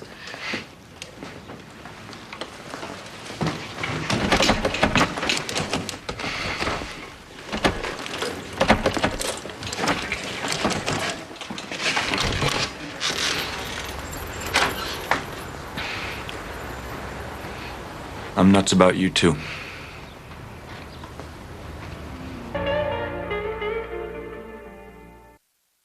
Coming up next on TNT's Prime Time in the Daytime. Who is responsible for a stock analyst's death? Find out on Law & Order. Next on TNT. Sanctuary House official resigns over conflict of interest. It's not a bad picture. Her mouth is open. She looks like she's catching flies. Her hair looks good. I don't think she's going to be happy. Of course she'll be happy. 'Cause she's not gonna see it. Guys, can I have your undivided attention for the unveiling of Vincent and Carol's wedding picture? Wow. That's incredible. It's Charles and Diana. Doesn't Carol look great in that dress? How'd you do that? Oh, it's the miracle of computers. See what a resourceful woman your mommy is? So look, I know this is both a wedding reception and a going away party, but I think the emphasis should be on wedding. Given what's happening with Carol, I don't think we should talk too much about goodbye. So what does that mean? Champagne fountains? Yes. And we're going to rent the reception hall at the Clarendon Country Club. Is Vincent really going to want this kind of fuss? He's very unpredictable these days. Well, that's why it's going to be a surprise, so we can't object. Interesting approach. So don't say anything. It's not like I talked to him. Amy, your daughter needs you. She's having some kind of hair crisis. Is it still on her head? As far as I can tell. And it's not a crisis. Where's the paper? I don't think we got one today. Oh, don't be ridiculous.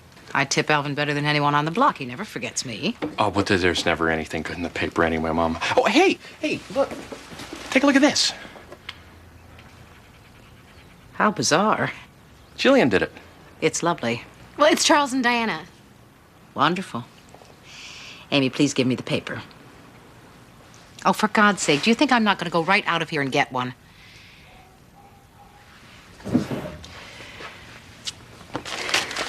Mom, I'm very sorry this is happening to you. It's not fair.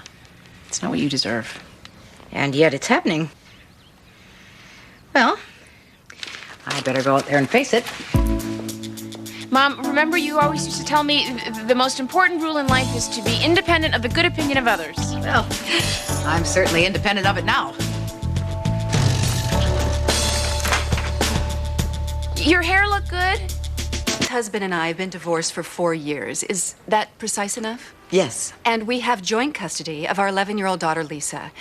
What's the wording? You want to modify the custody order? She wants to take our daughter to France. Just for 2 years. You ask the questions and Miss Conrad answers.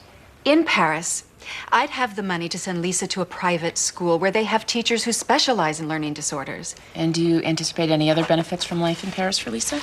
Well, it's Paris. I mean, it's the city of lights. It's cosmopolitan, full of art and culture. She'd learn another language, really.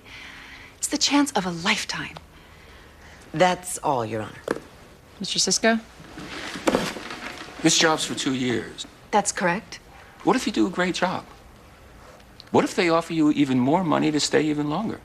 I have no plans to stay any longer. How do you know you'll be inclined to turn your back on the great international cosmopolitan center that Paris, France is, in order to return to a lower paying job in dull, provincial Hartford, Connecticut?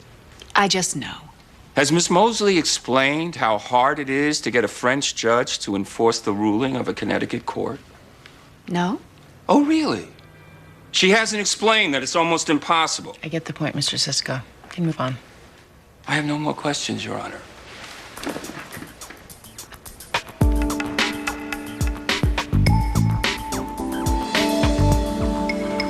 So I signed you up for Kidland Express and Happy Camp Childcare.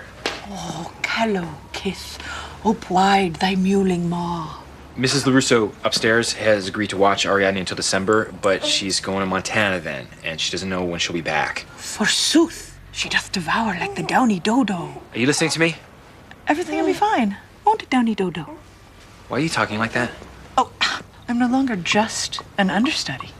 Jack Hodgins fractured his patella. I'm Shakespeare. Oh, can you come? Uh-huh. I really need you to focus on this daycare thing, because I'm leaving to go live in San Francisco. But not right now. No. Right now, I'm meeting with my agent. We're revisiting the movie offer on my book. Oh my God. The one where they want to make the characters into aliens? Not aliens, walk-ins. There are subtle differences. Don't do it. Your talent and integrity are all you have. Call those people back today. Okay. Because I'm leaving, Donna. Right.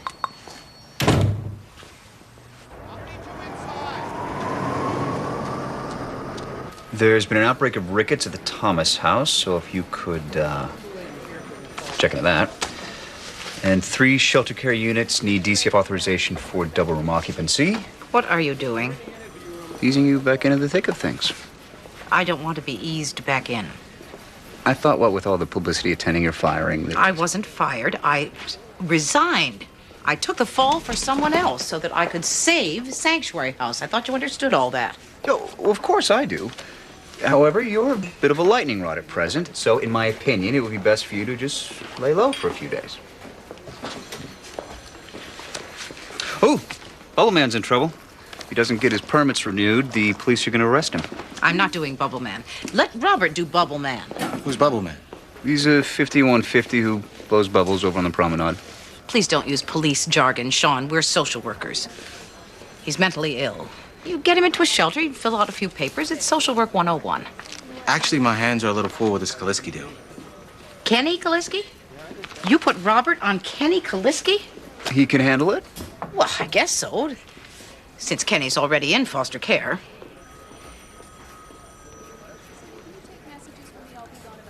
Oh, my God. What genius sent Kenny back to his amphetamine gobbling parents? That genius would be the law, Maxine.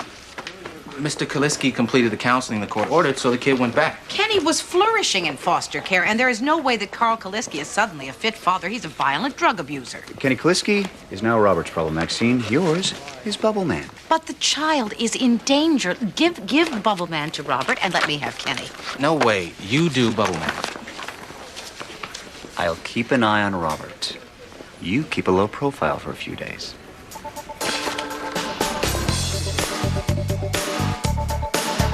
The biggest questions still left are band or DJ, valet parking or not, and should people bring gifts? I just think somebody should consult Vincent.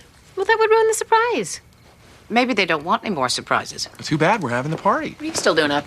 Listening to people argue. Bed now. It's a school night. Besides, there'll be plenty of arguing tomorrow. Hey, I thought you could use this. Me? I appreciate the gesture, Amy, but I don't need it. I think you do. What is it? Mom, you're going through a really rough time. Now, I was the last recipient, so by the rules, I get to decide who gets it next. I can think of someone who needs this a lot more than I do. What is it? It's the surfing monkey. What? It's good luck. No, it's sacred. The monkey has sacred powers. Honey, don't overstate. It's just something that, when you approach rock bottom, it helps. Like Prozac? More like good luck. No, it's more than luck. It's a harbinger. It's tangible hope. Peter got it when he broke his collarbone. Dad got it after his first heart attack. Mom got it after Dad died. And Amy got it when she and Michael broke up. And now it's Mom's turn again. Vincent's wife is sick.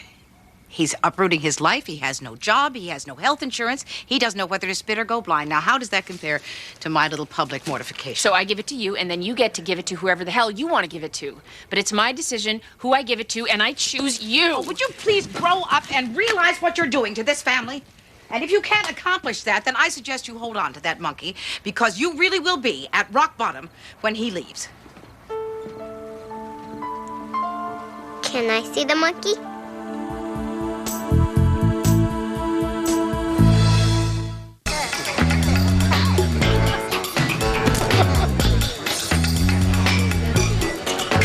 Bernie? Bernie Zovanar. Bernie? Bernie? Hey, Bubble Man. Maxine! Catch! Come on, I'll buy you a hot dog. Oh, how about if you let me buy it? No, it's my treat today because I have some bad news. You can't perform here without a permit. Use your words, Bernie. I don't have a permit. Exactly. To get a permit, you need to have an address, Bernie. I can't be indoors, Maxine, because it's too close. 2 plain hot dogs, please. A man shouldn't need a permit just to blow some bubbles. What about my constitutional right to the pursuit of happiness? Oh, that's not in the Constitution. It's in the Declaration of Independence. I'm not hungry. If you don't get a permit, you will be arrested. But you need an address to get a permit. And I don't have an address. And suddenly, we're on the same planet. I'll get you into a shelter, Bernie, and that will be your address. How does that sound?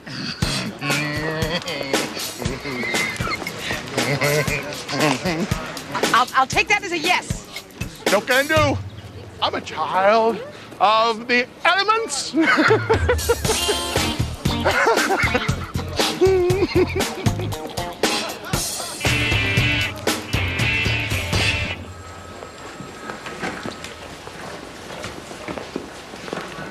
How you doing, Lucian? I'm not talking so good these days. I don't force him.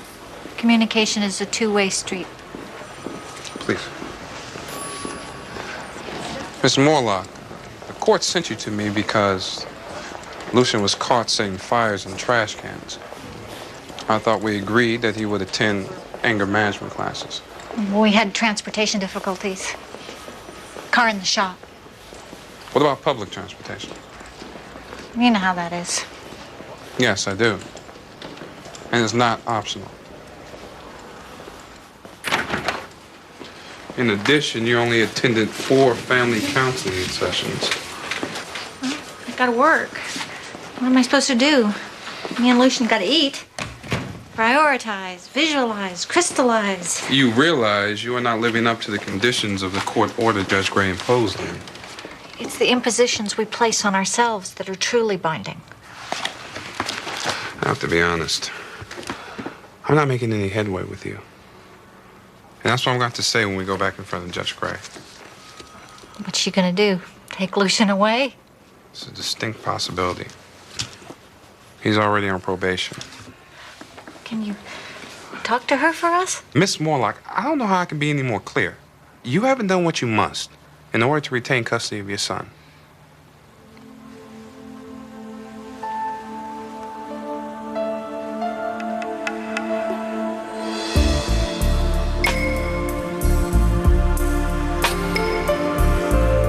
Mom. Vincent. Well, this is an honor. Are you looking for a lunch partner? Oh, I don't have time, but I wouldn't mind a walk and some advice. How's Carol? She's doing well, considering. She likes her doctor.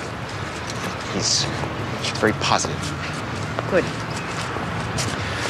So I've been offered a movie deal on my novel.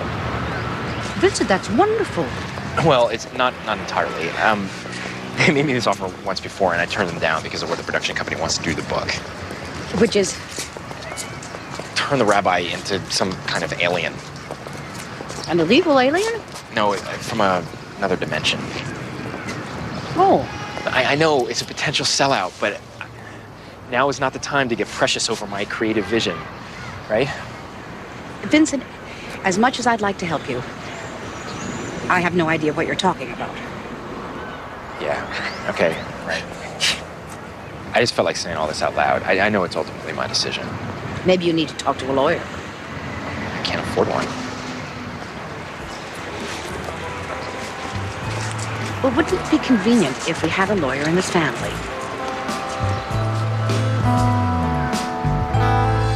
Our divorce was traumatic for Lisa. It's tough for a kid her age to go to a new school, much less France. What about your ex-wife's contention that Lisa would thrive in a better school? Lisa likes her teachers, and her teachers like her. It's a good school. And there's no learning disorder. Catherine keeps saying that there is, but it's just that Lisa had a really hard time after the divorce. She's doing fine now. What does Connecticut offer that Paris doesn't? Well, me. I'm her father. Maybe it's not the Eiffel Tower, but Sundays Lisa and I get donuts. We go down to the carousel. She loves it there. She tells me all about her school and her friends.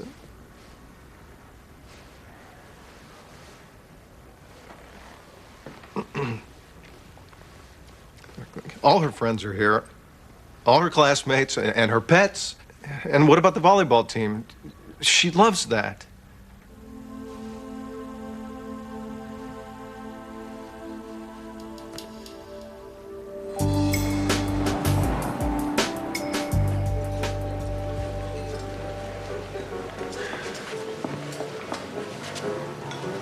I thought you were dead set against this movie deal. Well, I was. But circumstances have changed. I need the money. Well, before I give you my opinion on this, I'm just doing that. It's off the record. This isn't official legal advice because I'm not allowed to do that anymore. Right. So if you're thinking I can negotiate the deal or something like that, I really can't. You know what? This is a bad idea. What did I say? You wanted legal advice. Yeah, advice, not a lecture from on high. Vincent, I don't know how we got to this place. Oh, gosh, Amy, could it be that when I decide to do what's best for Carol and move away, you find it impossible to trust my judgment? Could that be how we got to this place? Tell me what you want me to do. Lie to me. Tell me that you adore my wife and that you think I'm doing the right thing. I can do that. I mean, if I say it out loud right now, it won't ring true. I want it to ring true. So now you give me some advice. About the movie. Oh yeah, okay. Oh, sell the rights completely. Really, and give up all control over the final product. Yeah, well, you say you want as much money as you can get as soon as possible, so if that's the case, make them pay you top dollar and buy you out completely. No strings attached. Thanks. So they really want to make the rabbi into an alien? No. It's not an alien. It's a walk-in. It's someone who exists in a different time-space continuum, and it all ties into the New World Order conspiracy.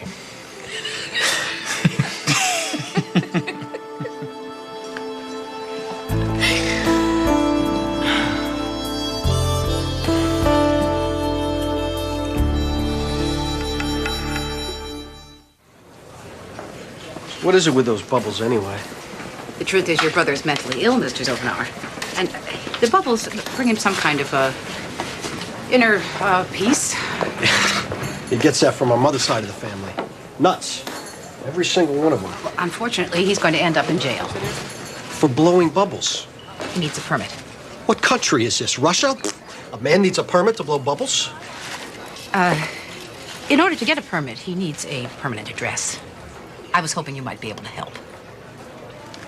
Look, Ernie and I never really connected. He probably doesn't even know my name. And to tell you the truth, my wife hated him so much and was so freaked out that his condition might pass on to the kids. I told her that he died. You told your wife your brother was dead? He is dead to us in a way. His mental condition may as well be dead. He really needs a permanent address. You want me to have the brother who's supposed to be dead come and live with us? He needs the address. So what, you want me to lie? You want me to tell the government that he lives with me when he doesn't? How can I put this? Yes, it's the only way that I can think of to keep him from going to jail. I don't know. Things are fine right now. Maybe you were in my place, you wouldn't want to mess it all up. Life is messy, Mr. Zoltanauer. Why not clean it up when we're able to?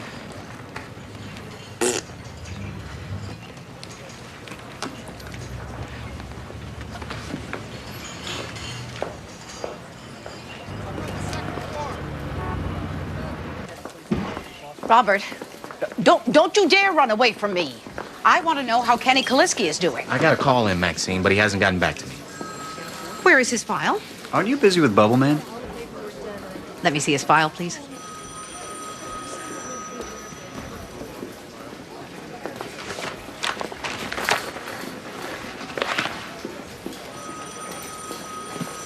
nothing but a big chicken. Wait, Maxine. Robert's going with you. If you're coming, come! She plays it by the book. Do you understand? By the book. Mrs. Morlock, we call the type of offenses that Lucian is committing gateway offenses because we know from experience that if not corrected, this type of behavior invariably leads to more serious offenses. He's trying to tell us something. Something is wrong. My work schedule is very demanding.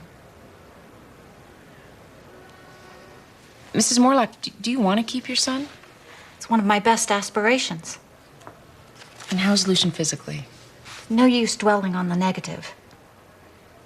Lucian has cerebral palsy. He has special needs. He's crying out for help, and I have to figure out the best way to get him that help.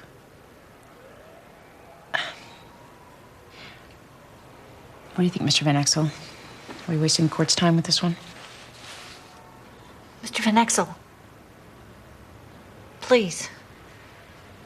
I'll reprioritize.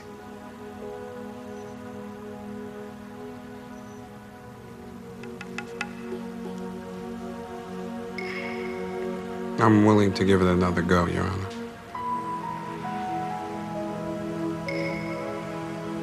Fine. Fine, I'll extend the supervision for another 3 months. But this is your last chance, you understand? Yes, Your Honor. Next case.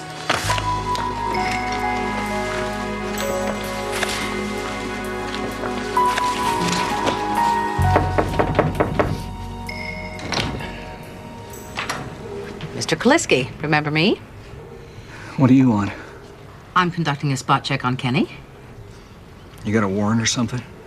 I don't need one. Do you know Detective Morton from the Hartford Police? How you doing? Okay, come in. Where's Mrs. Kaliski? Out.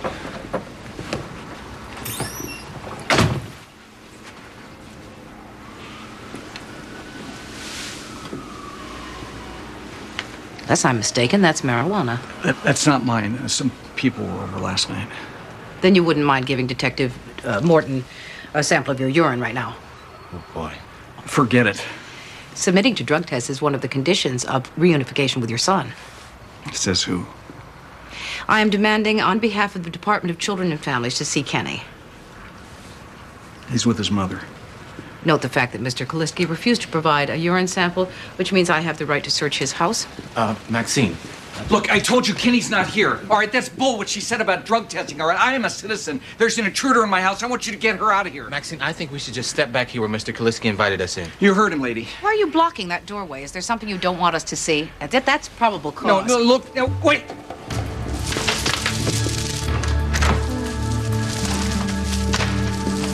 Detective?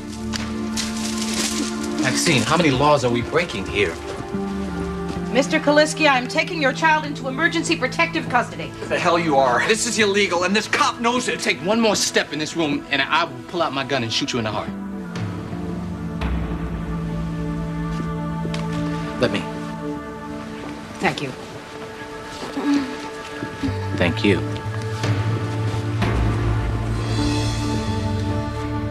Would 2 years in France with her mother be beneficial or detrimental to Lisa Conrad? France means prosperity, a hike in lifestyle, special schooling, and a host of external benefits.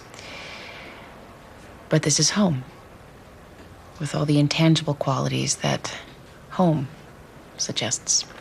Your Honor, obviously, leaving home would be both good and bad for Lisa, but like yourself, I have a career that I'm committed to, and I don't think that I should have to sacrifice motherhood in order to pursue it. Everyone has to leave home sometime. Yeah, eventually, Miss Conrad. But Lisa's 11 years old. And what it comes down to is I'm not willing to have one parent take the child away from the other parent. If after 2 years in Paris you decided to stay, Mr. Conrad would have no recourse. So I am denying the motion for modification of the custody order.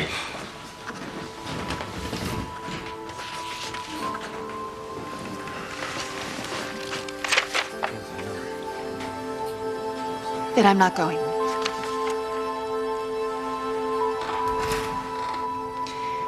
If I can't go to France with my daughter, then I won't be going at all.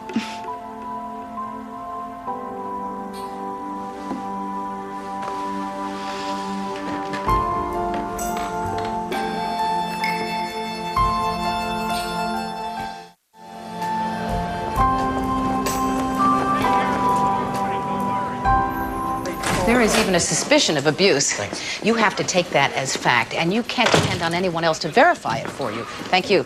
You have to take the chance that you might be wrong, and you have to be willing to take the hit if you are wrong. He could sue us, couldn't he? Or charge me with impersonating a police officer. I never said you were Detective Morton. I asked if he knew the man. What he assumes is his problem. You said impersonating what?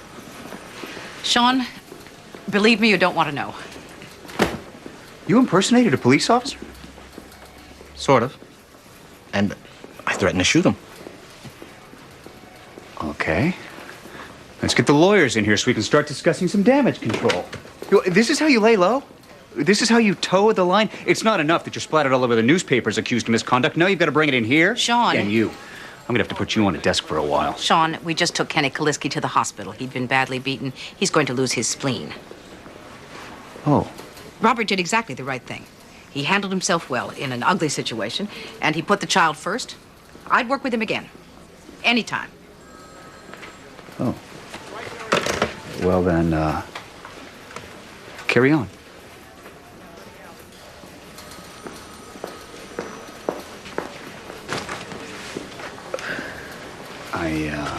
If you are planning on delivering a lecture, at least let me get a cup of coffee and sit down.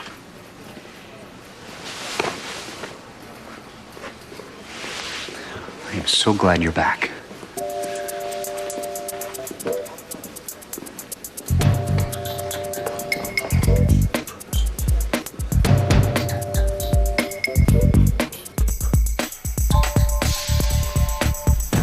I transferred all our old home movies onto video, and then I edited it down.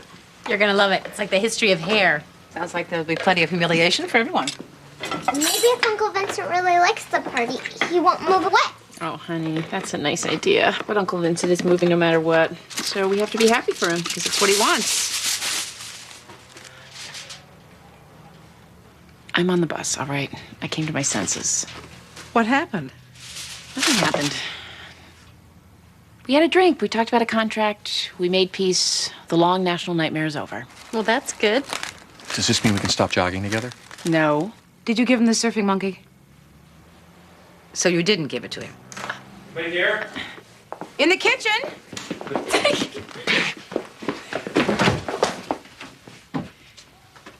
What's that? Nothing.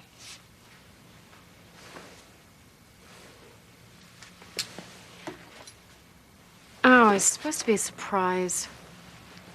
It's you and Carol as Jack and Jackie. I also have versions of you as John and Yoko and Elvis and Priscilla. Wow. Are you hungry? I'll fix you a plate. No, I can't. I just got some bad news. What? Carol got a bad lab report. In addition to the tumor, she has carcinoma in situ. It's embryonic abnormal cells that can develop into invasive cancer. So they want to push the surgery up. She has to have a radical mastectomy. So I'm gonna have to leave a lot sooner than I thought. Of course. I know that you're planning a surprise party. Oh, I'll pay for anything that can't be refunded. don't be ridiculous, Vincent. You okay? Yeah, I'll feel a lot better when I'm with Carol. Party would have been nice. Vincent, Amy has something she wants to give you. Oh, What? What is it? Ma thinks I should give you the surfing monkey. That thing? That... I don't believe in it. I don't want it. See, he doesn't want it. Don't worry, Mom.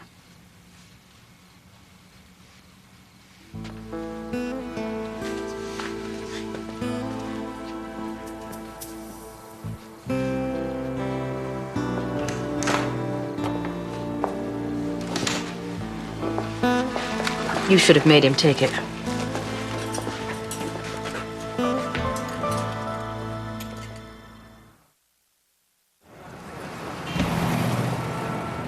Judge Gray wants to increase your family therapy to twice a week. That's not gonna work. It's not an option. In addition, she wants you to meet with a psychologist to determine if individual counseling might help. A psychologist? That's right. So all of a sudden I'm crazy? Lucian's condition creates a lot of stress and anger. Anger is nothing but fear. And fear is an illusion caused by ignorance.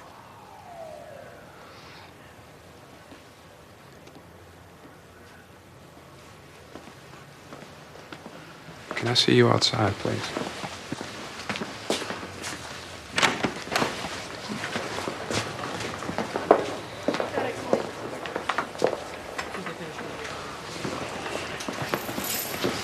What's wrong with you? What? Every time I mention your son's condition, you counter with some lame aphorism. It's wisdom, Mr. Van Axel. I've been reading books, lots of them, about positive thinking and changing your life. Self-help books. I wish you people would read them too. None of you thinks of Lucian as normal, and you're imposing a destructive reality on him. Your son is not normal. He has cerebral palsy. And that is a real problem that has to be faced in a real way. You are stuck in an obsolete paradigm. You just don't get it. Miss Morlock, you're going to have to accept Lucian's limitations if you're going to be any help to him at all. What do you know about it? I have a daughter.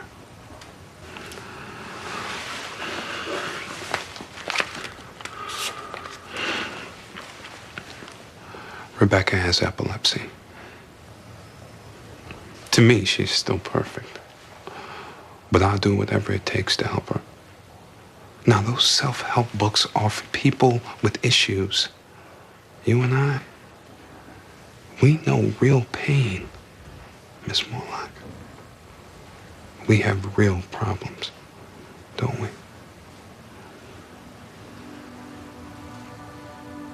This is my child. My only child. I know.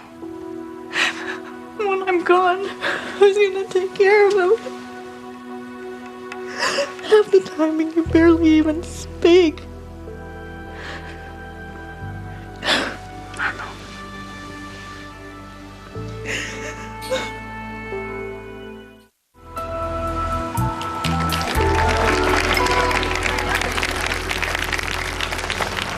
Here you go. You've still got it, Bernie. You're the best bubble man in the business. It's all in the pH balance. I talked to your brother. I got a brother? He says you can come and live with him. Forget it. He says if you don't want to live with him, you can still use his address to get a permit. I don't know if I can live a lie that way, Maxine. It's up to you, Bernie. Either take Howard up on his offer, or give me a call when they put you in jail.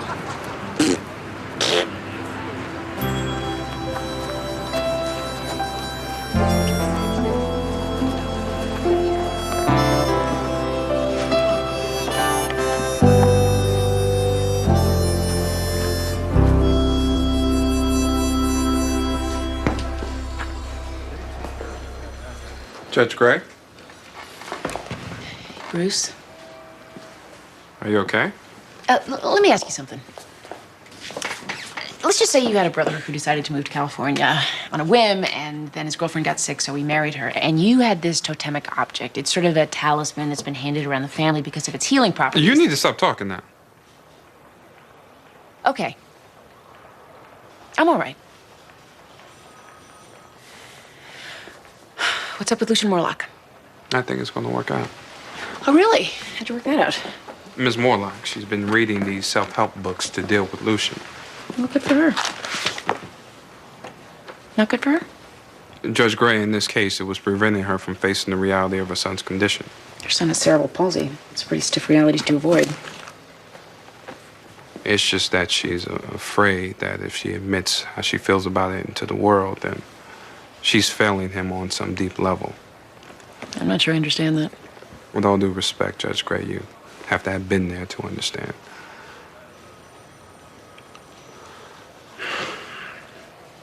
Rebecca is an epileptic. Oh. Sorry. Did you just find out? No. I just haven't mentioned it to you before. Oh, that's all right. No. I realized today that it isn't all right. That's why I'm telling you now. Well, I'm honored you chose me to be the first person to tell. I take it as a real sign of trust. Well, you're welcome. You told Mrs. Morlock first, didn't you? You're the first person I told for absolutely no reason.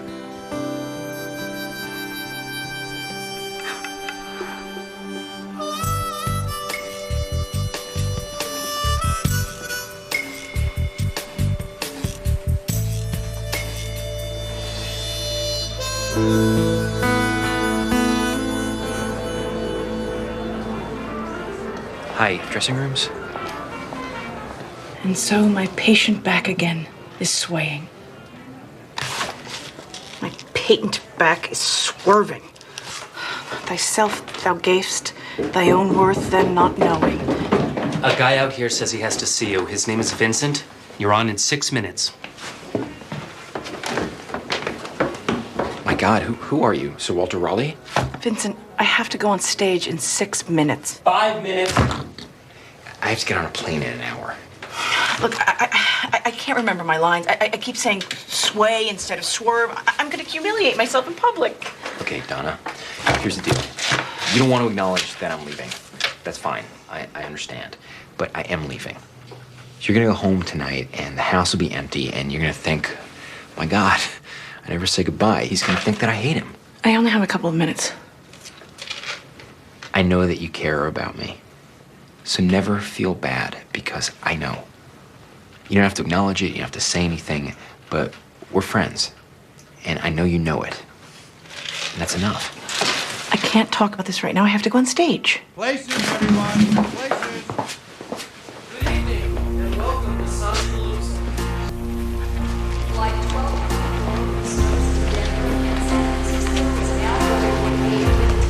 Coming up next on TNT's Prime Time in the Daytime, there's nothing but drama when a young girl overdoses on pills. All the drama of Judging Amy is next on TNT.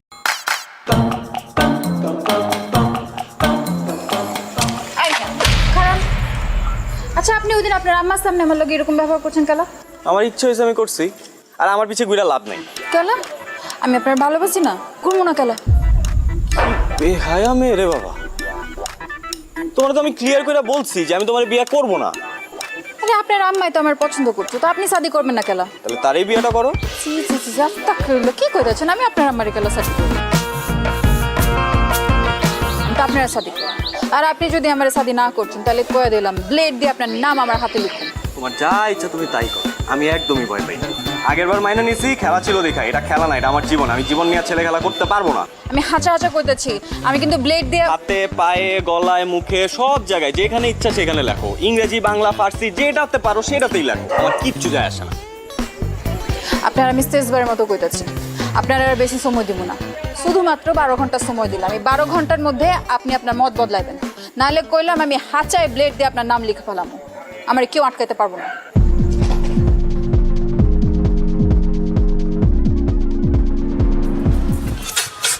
আরামসে তুমি cigarette টানো, বুঝো না শান্তিতে, আর ওদিক দিয়ে কাম সারছে। কেন কি হইছে? আরে শুনোস না, ওই মেয়ে তো ডেঞ্জারাস একটা ঘটনা ঘটায় ফেলছে। লেট দিয়ে হাত কাটছে, এখন কি গো মামা? ওই মেয়েটা বস কি মামা? কোস হাত কেন? ওই মেয়ের তোর কোনো কথা হইছিল? কালকে রাত্রেবেলা বাসার সামনে এসে দাঁড়ায় ছিল, আমার 12 ঘন্টার আলটিমেটাম দিছে। এই কিসের আলটিমেটাম দিছে রে? হ্যাঁ আরে ওই বিয়াতে রাজি না হইলে কি জানি। এই কথা তুই আগে কবি না। আরে আমি কি বুঝছি নাকি? আরে না বাবার কি আছে, বুঝোস না, মেয়েটা তো ডেঞ্জারাস। এখন যদি কিছু হয়ে যায় মামা, আমাকে তো পুলিশে ধরে নিয়ে যায়। আমি কি করছি? ও আমি কি করছি কিছু জানো না? না ওই বেটা আইনার মারপে জানো জীবনে তো থানায় তুই যাস্তে জানবি কেন? থানায় আমি গেছি জানি ফোন যে কোনো হলে আত্মহত্যা প্ররোচনকারী যেই হোক না কেন তার নাম যদি একবার থানায় গিয়ে কয় মামা তাহলে তোর খবর আছে। এখন তুই কি করবি তুই চিন্তা করে দেখ। কি করছে সব? এই লাইলি বাইচা আছে তো? হ্যাঁ শুনলাম ও তো বাইচা আছে। কোন হসপিটাল আছে? আমি যাই একটু দেখা করে আসি। হসপিটালে যাই দেখা করে। হসপিটাল থাকলে এতক্ষণ তুমি চৈত শিকার ভিত্তি থাকলা বুঝো নাই? আর তুমি যাই হয়তো বাসায় আছে আসবা। এই তুই কি ওর বাসায় যাবি? তুই যাবি মামা?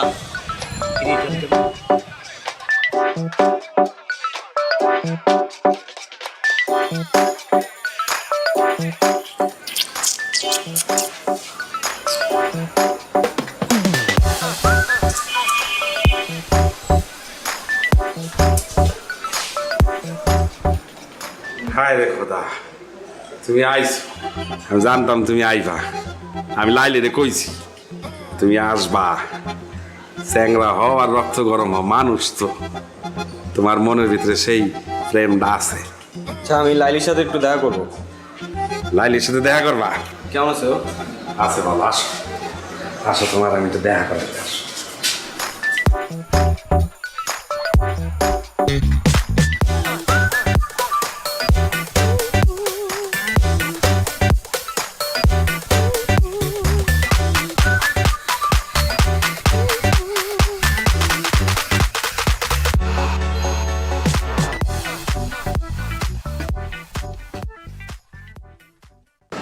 এইসব কি?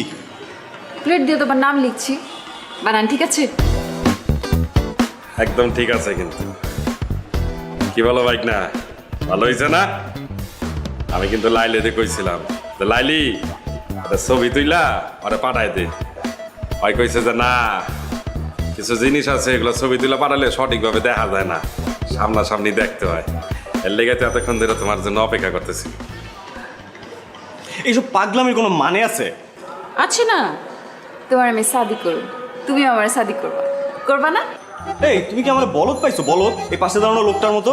নিলে তুমি আমার মামার নিয়ে কি করতেছো? আমি বলবো তুমি শুনবা। মানে এই যদি তোমার হাত কাটার নমুনা হয়, হ্যাঁ আমি জানলে আমি জীবনেও আসতাম না। আর যদি হাত সত্যি সত্যি কাটতাও তাও আসতাম না, কোনো লাভই হতো না। আমি তোমারে বিয়ে করব না। তোমার মতো মেয়ের সাথে শুধুমাত্র মজা নেওয়া যায়, বাড়ির বউ করা যায় না। তোমার মধ্যে ওই রকম কোনো এলিমেন্টই নাই। তুমি তো বেশি বেশি করতেছো না? এই মাঝখান দিয়ে ঢুকে গেলেন? হ্যাঁ সাদে কি আপনার মাইনছে হাবলু কয়? এর লেগে আপনার হাবলু কয়। কারণ ঢুকছেন যখন তখন আমারে না বুঝায় আপনার এই ড্রামাবাজ ভাগ্নিরা বুঝান। আমি ওরে বিয়ে করব না, আমি মরে গেলে ওরে বিয়ে করব না। মানে নিজের তো কোনো মান সম্মান নাই, পরিবারের মান সম্মানটা যদি খোয়াইতে না চাও তাহলে এসব বন্ধ করো। সবার সামনে অপমান করবো নাহলে। থাক ভাগ্নি, তুই কষ্ট পাইস না। হয়তো তোরা বুঝতে পারে নাই। আর যেদিন বুঝতে পারবো, ওই কান্দা বুক চাপলাইব, তখন বুঝবো যে কি জিনিস হারাইছি। তুই কান্দিস না ভাগ্নি, একদম কান্দিস না। তুই থাক, আমি আইতাছি, দেখতেছি।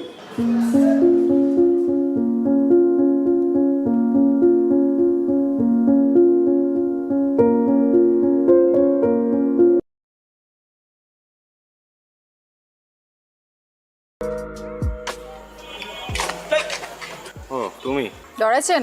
ডরাবো কেন? মাগের এরকম আটকা মায়া মনের সামনে চলে আসলে তো একটু চিন্তা লাগেই। আর কালকে আবার তোমার মামার সাথে চ্যালেঞ্জ।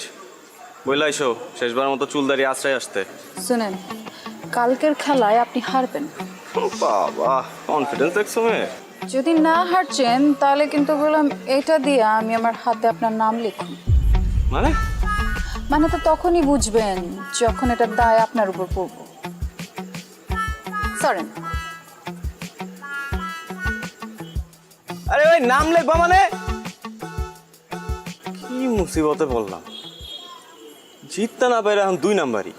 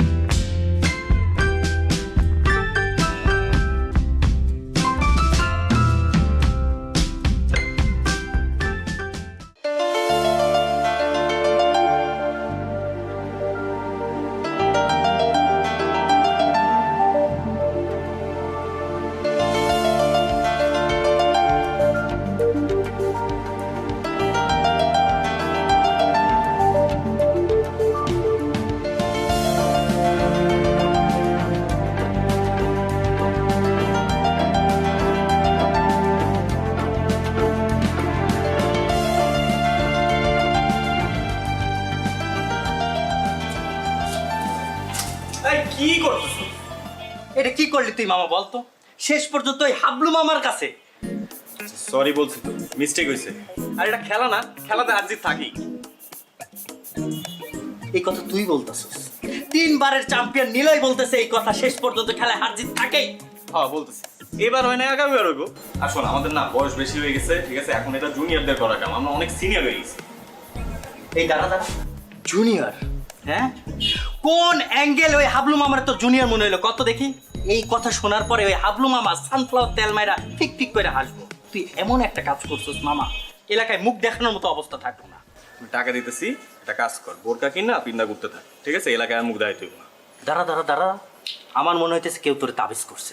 তুই কখনো তো এই কথা বলার ছেলে না, কি হয়েছে কত? কোনো তাবিজ টাবিজ কিছু না। আর শোন, আনোয়ারের রহিম বাবুর ছেড়ে আনতে পাঠাইছিলাম, কই হয়? ভাই আসসালামু আলাইকুম ভাই। ওয়ালাইকুম আসসালাম। আনোয়ার কই? ভাই পাঠায় কই জানি গেল গা ভাই? কামটা কি হলো ভাই? কালে গেম রাইডা গেলেন? যাওয়ার হইছে, কাজের কথা আসি। লাইলির পার্টিতে কাচ্চি খাই দিব না ভাই, পারুম না, মাফ করে দেন ভাই। আপনার লেগে আমার জানা আছে, রুমের লেগে আমি ভাই কাচ্চি বাচ্চি রাখতে পারবো না ভাই। তুই কি কর? রহিম ভাই মাথা ঠান্ডা, মাথা ঠান্ডা। তোমাদের ছাড়া হইব না তো বিষয়টা। এমন কাচ্চি খাওয়াই ফিরব, মনে করো 7 দিন যাতে কেউ বাথরুম থেকে বাইর না হইতে পারে। বুঝছো না বিষয়টা? পারো না? যাও এবার রেডি করে গিয়া যাও তাড়াতাড়ি।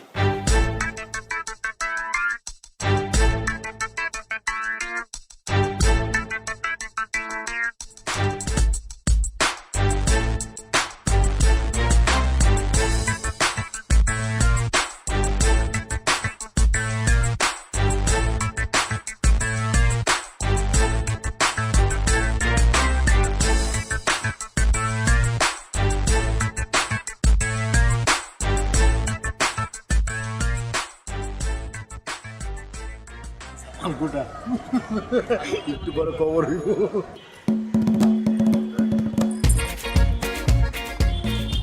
তোমরা আমগুলোকে বইতা। আরে আমরা তো খাবোই, আগে আপ্যায়নটা করে নেই। পুরান ঢাকার ট্রেডিশন তো আপ্যায়ন করা, কি মামা? এই তো দুষ্ট লাইনে আছো, এরকম লাইনে থাকলে তো কোনো সমস্যা হইতো না। খুব তো কইছিল খেলার কথা, এখন বুঝছো খেলা কি? এখন একদম ক্লিয়ার মামা। আপনার একটু কাছে দিই। আলু দিই, আলু আলু। না না আলু না, গোস্ত দাও, গোস্ত দাও। হয়ে যায়, এই যে গোস্ত দিই। অনেক মজা হয়েছে। এই লাইলি দাও, লাইলি দাও। আলু ল ল ল ল লাইলি ল। তুমি লইবানি? খাইতাম, মজুর তো। তুমি একটু খাও। সবাই মিলে আমগুলোকে খাইতাম। আরে খাবো তো, খাবার তো আছে। লোকে খাও। আরে মামা খান তো, আছে কিছু লাগলে বললেন কিন্তু। মজা হয়েছে। আসলে না তুই না গোস্ত না।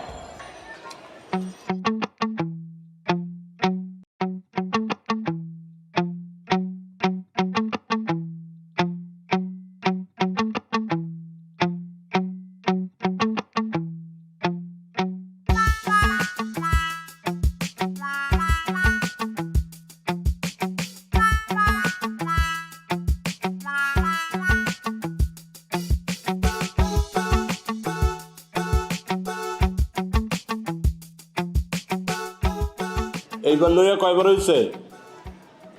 ভাই 5 বার। তোমার এত করে কইছি যে একটু কম কম খাও, মাংনা খাওন পাইলে হুদাই হাম করে খাও।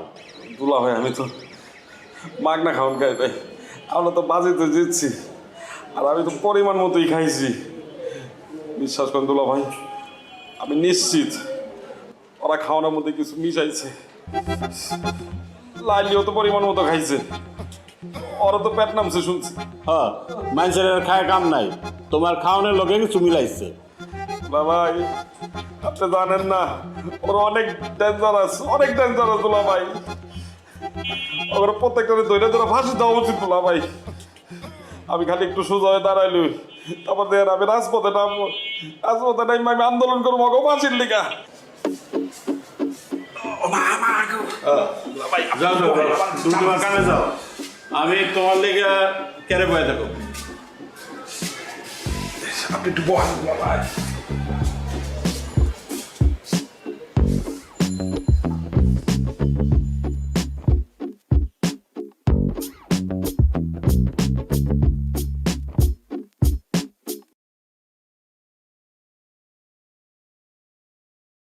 Cái quay rồi.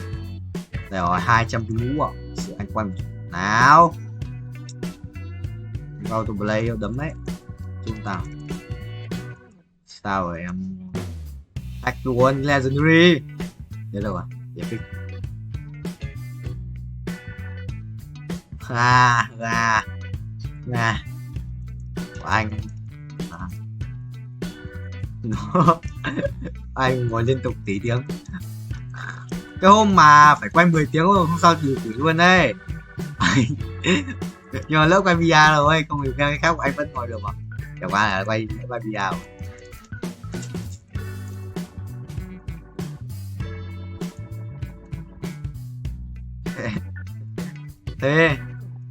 Thế thì Vũ phải đi cắm lưng đấy. The Ocean World. The Ocean World căng căng không?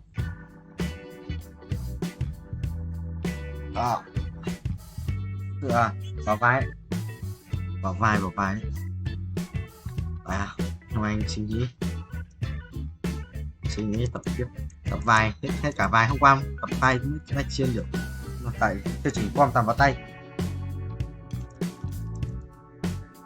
Rồi nó từ giờ sang chói đấy. Nope rồi. Quay 75 rồi. Cố nốt tiếng này.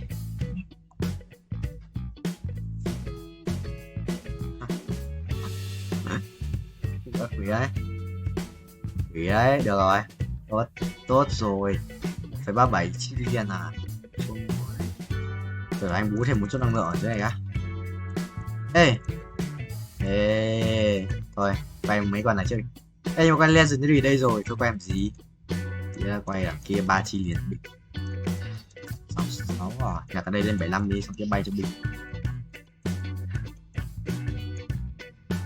Nhưng mà mấy cái thằng làm game này hay thật, kiểu vẫn chung một cái server đó, kiểu mỗi người lên một world khác nó chỉ đủ cái giao diện của cái mỗi người đấy thôi ấy. Chứ không phải là chung ấy. Mấy thằng này dùng não đấy. Hôm qua bọn tao quay game của dùng tiền ơn. Cái chữ skip của lúc mà mở trứng ấy nó cũng bắt nạp tiền để mở. Cái gì ấn được là nạp tiền. Trừ cái nút đó. Trừ cái nút auto fly, còn đâu cái gì cũng nạp tiền. Chỉ ok em ơi. Trốn đấy. Thôi nhỉ. Chuẩn không? Chắc là anh ngồi nhìn tí xong rồi anh quay tiếp. Anh sửa ghế á, anh quay tiếp. Sửa ghế ngồi một tí bên trên. Chắc đi ăn tối luôn. Xong 400 calo à. Hết.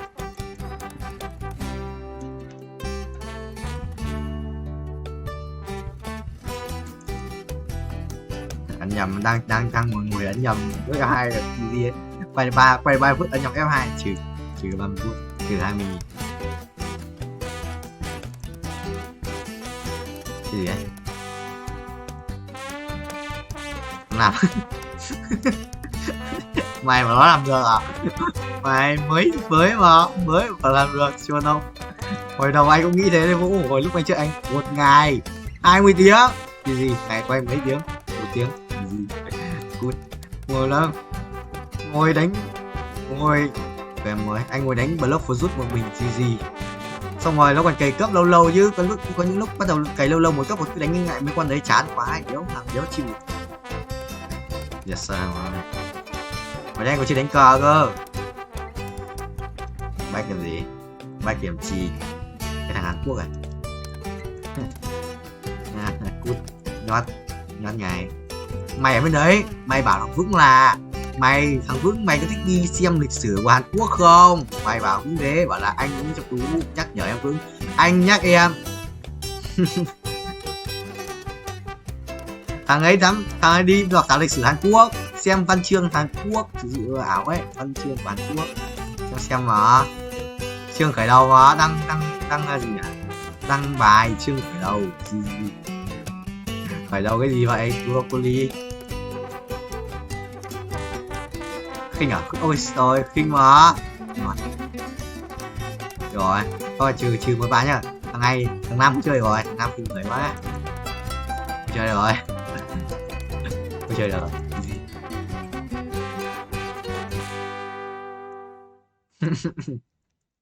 Cái gì? Anh có 1,37 nghìn tỷ trong game đây mày. Ê thằng máy cửa hỏi điện thật mà tao lại bị sập tiếp này.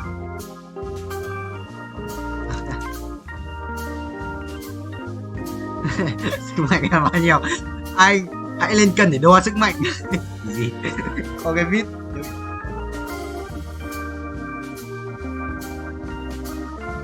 Mày mà muốn đéo hiểu. Xúc vật mới là xúc vật.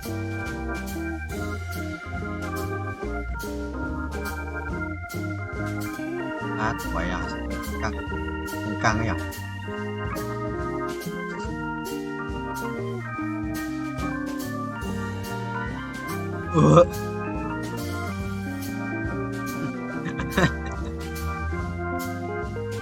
Vội mà mất.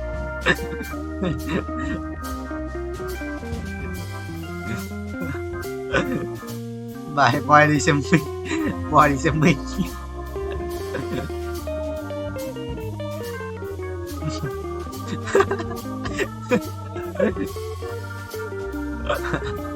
Láo nghe chịu đấy. Mày đang láo à? Bao nhiêu rồi? 2 tuổi rồi, rồi sắp mở một chiến sĩ xinh đấy. Có chưa? Anh để nước rồi bạn. Thế nữa rồi. Ngày với nước đi.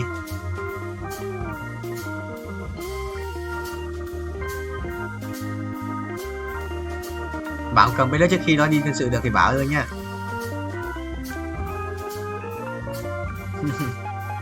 Sợ nó hốt mà. Bánh đậu xanh dính mồi.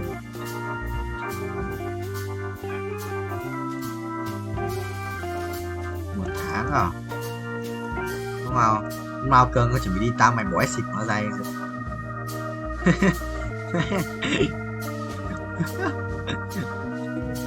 Đi qua sự mà tao không xịt sẽ như thế nào? Anh vlog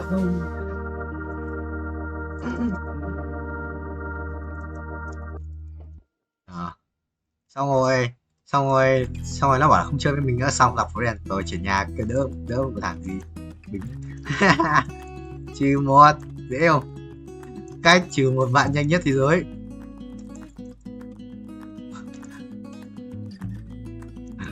Đó thực ra không cái gì có sao đâu, mặc cái quần đùi bên trong là được đấy, mà quần đùi bên trong là được. Mấy ông già toàn mặc quần đùi bên trong, quần dài ngoài, ông già tạo thế mà.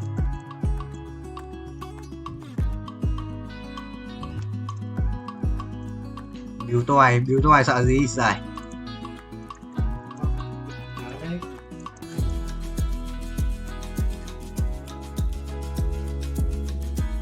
Bảy ba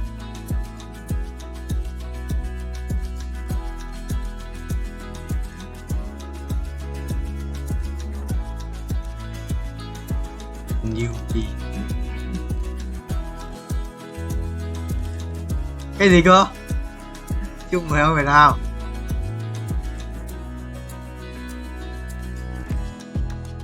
Nhớ mà. Nhớ gì á? Ô quả, ngon. Anh sắp được một vòng rồi, bú chim. Chịu rồi.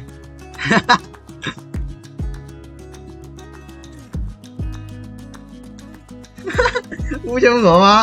Bú chim ngủ căng luôn đi chứ, cực căng. Bú đánh bú rổ cực căng. Bú đánh bú rổ cực căng.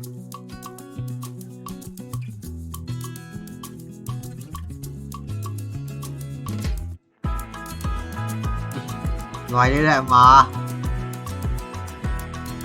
Bay không?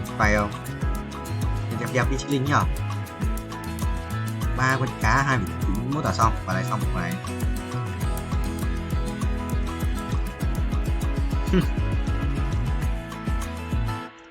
Lên không? 50 tuổi à? Được không nhỉ? Được 50 tuổi đúng không nhỉ? Đều rồi.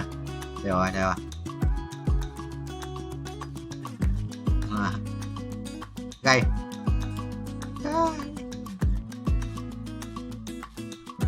Bị vậy chồn vô. Muốn là một trứng 3 tỷ á, đây ở 3 chi liền. Anh mà anh áp vào. Ô, ui epic được hay chưa? Thôi xong anh đã hóa quỷ rồi. Con epic ở đây là 15 m gì.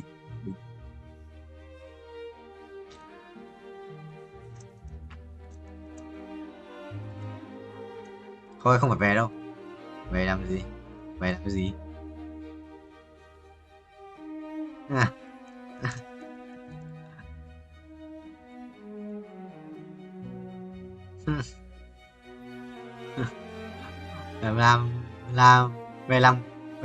về làm con vợ. Về. Ây da, cực căng ấy. Ô, sao Lego ở đây này? What the hell? Sao Lego ở đây này? Tao. Ây da, căng nhở? Như người Hàn. Gì? Quỷ đấy, quỷ vãi. Quỷ điên.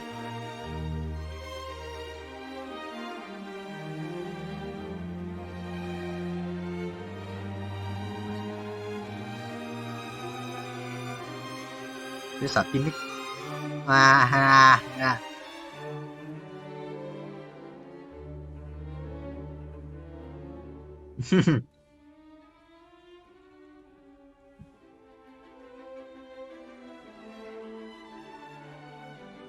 Chuẩn, mấy thằng Việt sang đây bán hàng mà. Bún riêu cua, có bún riêu cua không?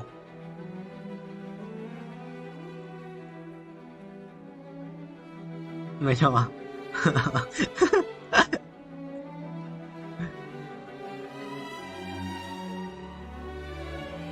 Mình chưa tái đâu. Bên đây có bún riêu cua không? Có luôn, có cua à? Ok rồi.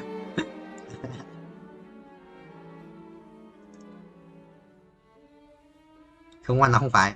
Gì? Cái gì có? Thịt canh.